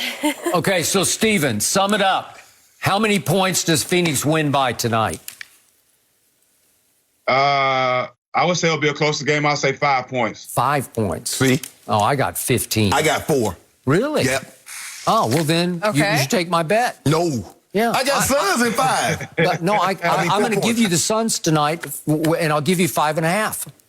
No, I got the Suns. No, I got the Suns. No, I'm taking the Suns. No, I'm going to give you the Bucks with 5.5. No, I don't believe the Bucks winning. Oh, well, but you said it's going to be a 4-point game. Yes, but the Suns win by 4. Okay, well, I'll give you the Bucks in 5.5. I don't want the Bucks. I got the Suns. Okay. You take them. No mercy. Andre Drummond didn't exactly have the impact that he or Lakers fans had hoped for when he joined the team midseason. And now it looks like he may not be back next year. After going viral from some tweets about his lack of playing time and retweeting Skip's post featuring his nickname, Kareem Abdul-Drummond, the big man posted some photos of some new T-shirts featuring a gigantic farewell across the top. Chris Broussard back with us. Chris, break this down. What is going on here? Yo, what's going on, Chris? Why? Like, this isn't good on any front, as far as I'm concerned. Number one, farewell. How else can we take that but to think you're out of LA? Okay, you're on social media saying, blaming your poor playoff performance on your lack of playing time. That would seem like a shot at the Lakers and head coach Frank Vogel. we all saw how they struggled when you and Anthony Davis were on the floor together during the regular season and the postseason. So it doesn't seem like it's a fit. Now, maybe Andre sees the handwriting on the wall and is trying to get out in front of it and say, look, I left because I wanted to. I wanted out. I wanted a bigger role. I wasn't getting enough minutes, rather than the Lakers just didn't want me back. Maybe that's what he's doing. As far as the Kareem Abdul-Drummond, this makes me think, Skip, that he hasn't seen you say it, but somebody told him you were calling him Kareem Abdul-Drummond, because he seems to think it was viewed as like a compliment.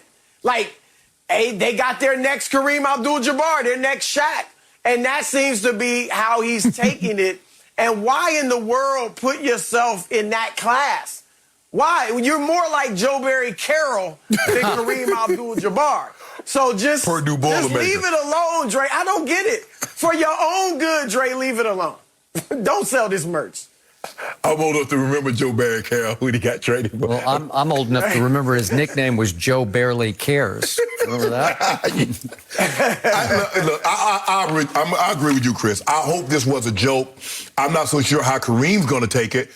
He chose that name for a reason. There's not very many people that get an opportunity to choose their name. Most of us, our birth name, our mom or our dad chooses our name. And there have been people, obviously, in Hollywood, we find out a lot of people have changed their name, and not so much in Hollywood, but you get a chance. But he changed his name for a reason. And I'm sure that you print up merchandising. But like I said, I hope it's a joke. I don't want to make too big of a deal out of it, Skip. It's a joke. I want to take it as a joke. He's frustrated because he's saying, like, I believe I can do what DeAndre Ayton does. I believe I can do what Brook Lopez does. If I just get more opportunity, if I got more playing time, I could have done that.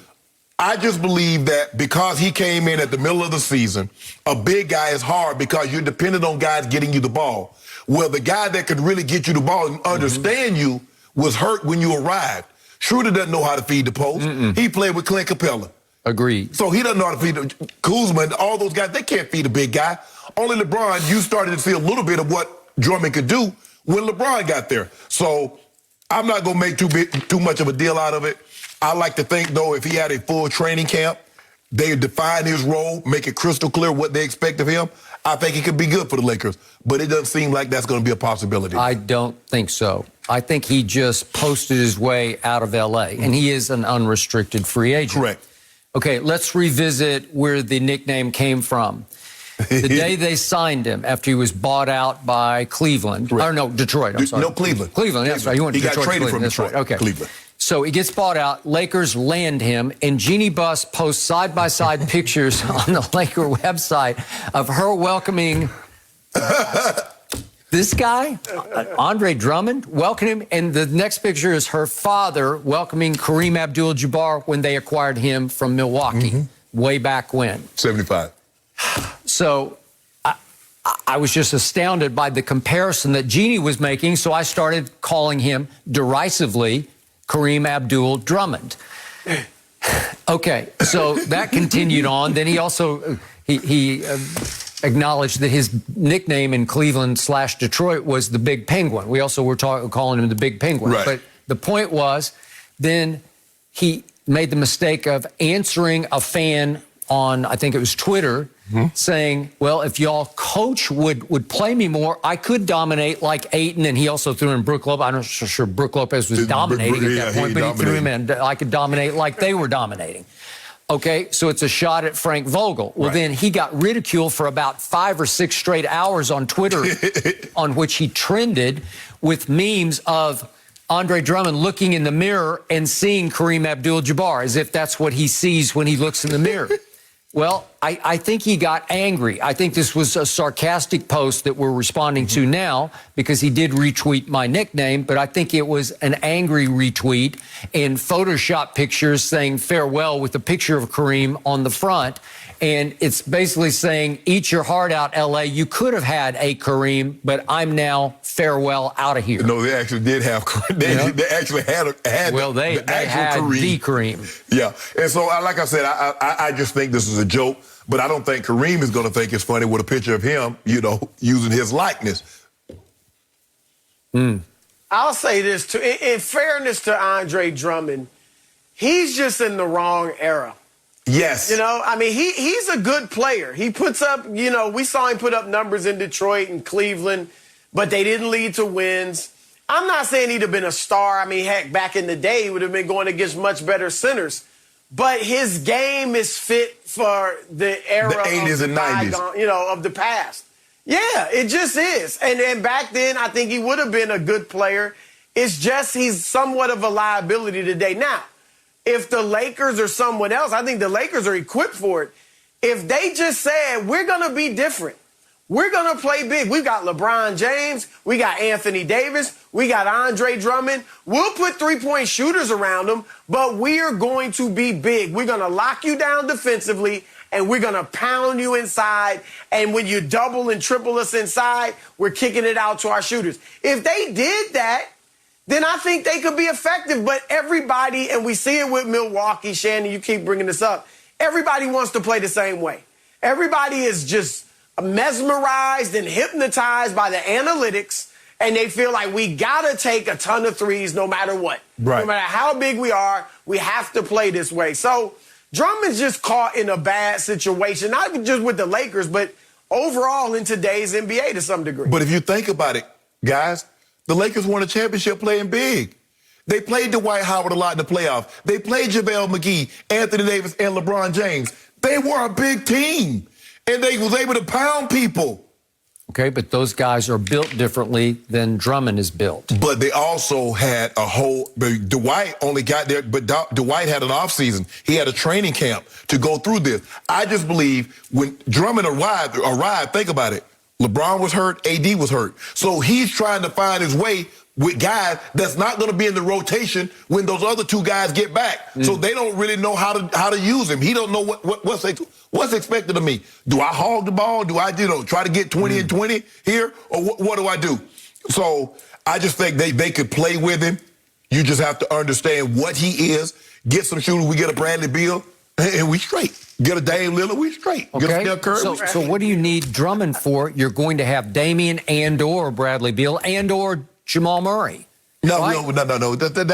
We see it skip. Well, that's all I ever hear. We don't need all that. Huh? We just take Dame. You just need like 4 of the top 10 players? We just take Dame. Dame, Bron, Drummond, and AD. We straight. Y'all take the rest. And they can carry LeBron to... there you go. There you go. Ain't nobody carrying nobody. You do realize we second team All-NBA in year 18, right? Who? Goat. Lagon? Goat. Huh. Yeah. I don't know whatever happened to him, but... I can't believe Lagon is... It just... you're Same thing happened to everybody else that's not in the finals. Still saying it. No mercy. Tuesday, Judge Tatis Ohtani and baseball's finest face off in a mile-high midsummer slugfest. From Coors Field in Denver, it's the 2021 MLB All-Star Game presented by MasterCard Tuesday, July 13th on Fox. Conor McGregor is set to fight Dustin Poirier in a trilogy bout in UFC 264 this weekend, looking to avenge a second-round TKO loss to his rival in January. Dana White has said that beating the #1 lightweight contender on Saturday and then recapturing the belt in his next fight would cause McGregor to, quote, go down as one of the greatest of all time. The UFC president also went on The Herd yesterday and spoke about Conor's mindset. Take a listen. There's no secret that Conor McGregor has made tons of money, and this kid does things that only the 1% are doing in the world. Is he hungry enough this Saturday to try to take another title run, and can he beat Dustin Poirier? That's sort of the narrative of this fight. I'm looking forward to this. Shannon, how hungry is Conor to be a champion again? That's the $400 million question for when he sold his Irish whiskey brand, Skip. And to a certain degree, I agree. He could be one of the all-time great, but it's still going to be hard for him to be in the top 10.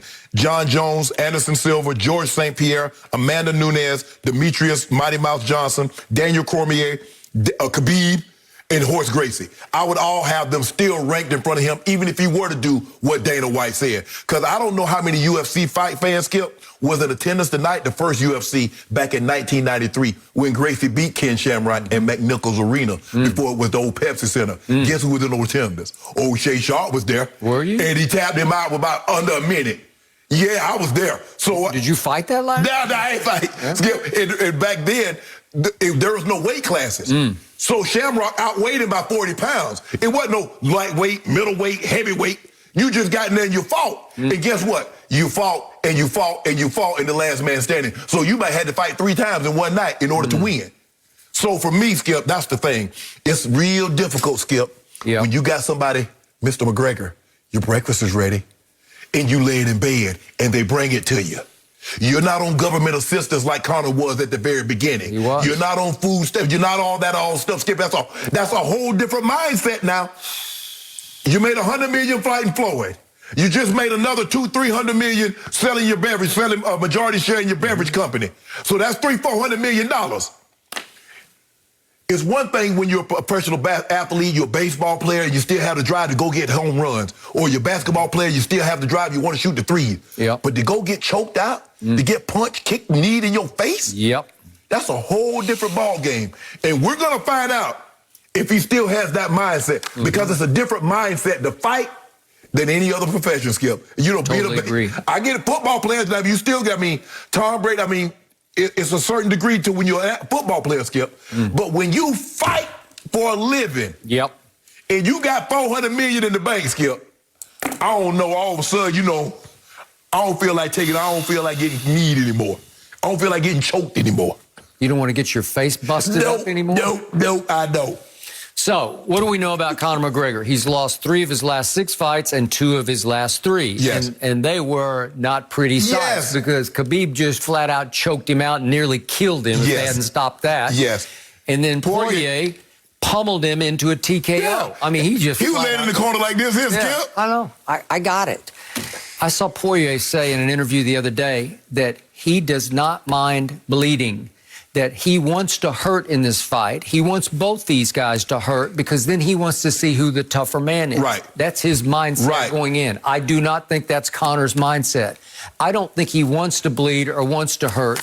He does want to win, but at what price? At what cost? Skip, you make all that money so you don't have to hurt anymore. That's why you make that money. That is correct. So in order to be a fighter, we used to have, me and my trainer wrote, we used to say, okay, today we're going to get in the hurt locker. Yeah. Now, everybody doesn't want to get in the hurt locker, even when you don't have that kind of money. Do you still want to climb in that hurt chamber? When you got $400 million, Skip? And you're just talking about fitness pain. You're not talking about actually bleeding or getting your nose broken. No. I'm talking about going to an uncomfortable place. Yes. It's being comfortable, being uncomfortable for 2 hours, whether you lift and whether you're running. Now, just imagine, you got 5-minute rounds, and you got to be in that hurt locker for that length of time and thinking, man, I got a yacht. I got $400 million in the bank. Why am I doing this? Which is why I don't love Conor's chances against Poirier. I don't love his chances of doing what Dana said would vault him into your top 5, maybe, which is to go win that 155-pound belt, right? And one of these guys is going to get a shot to win the 155-pound belt. That's what he said. Whoever wins. Yeah, but Skip, I don't think he can. He ain't pushing John Jones out of the top 5, Anderson Silva, St. Pierre, or Khabib. I got all that. But who is the most famous UFC fight? It's not even close. Him. It's now and forevermore. I'm just not sure that this sport will ever have a more famous fighter than Conor McGregor is at this moment. But the question is, does his fight back up the rhetoric that he talks? Because you Skip, it was like Ali. We've never seen another Ali. The way he could fight and talk. We might not ever see another guy, but can his fighting skill still back up what he normally could say? Okay, but what did Ali do in Manila? He shamed Joe Frazier. Shamed him. And then went in and they nearly killed each other. Well, I think that's what Poirier is saying. I want to do that. I want to take him out, he said, to the deep end. This is where you're both hurting to a point where you don't want to continue. Well, then you see who is the tougher man. Yeah, but that's how Skip, that's what training is about, what fighting is about. you got to question yourself. And I tell guys all the time, if you never question yourself when you're training, you're not training. You got to question when, where, how, why. How did Conor beat Cowboy? He just shocked him right out of the gate, right? He caught him with a knee in the jaw, right? Yes. It was over. No mercy. Well, we're just a few hours away from tip-off of Game 2 of the NBA Finals. The Bucks hope to even the series and will likely need a big game out of the Greek Freak to do so. So, Shannon, what's Giannis's line and what is the score? Skip, I'm going to say he has between 30 and 35 points and 15 or more rebounds, but the Suns win 105-101. 105-101, so you got a close game. I do. I got Giannis going for big 35, 13, and 5 assists, but he shoots 40% from the floor, 20% from 3, and 40% from the free throw line, and the Suns cruise 120-105, and we are talking sweep tomorrow on this show. No sweep. No sweep? No. So I will give you the Bucks and the 5.5 right here, right now. No, I do not want the Bucks. Why not? Because you don't like the Bucks. I picked the Suns. Yeah? Well, you said in 6, so the Bucks have to win a couple games somewhere, right? Yeah, at home. Why not? They're going home Saturday. Really? Yeah, that makes a big Well, you know difference. what happens when you go down 0-2? You got like an 82%. Not when they go James. Yeah. Go James. No matter what you go down, you come hard to through. sweep, but if it happens tonight, We're gone. Skip, we will be talking about it tomorrow. That is it for Undisputed. Don't worry, we'll be all over Game 2 tomorrow. Have a good one.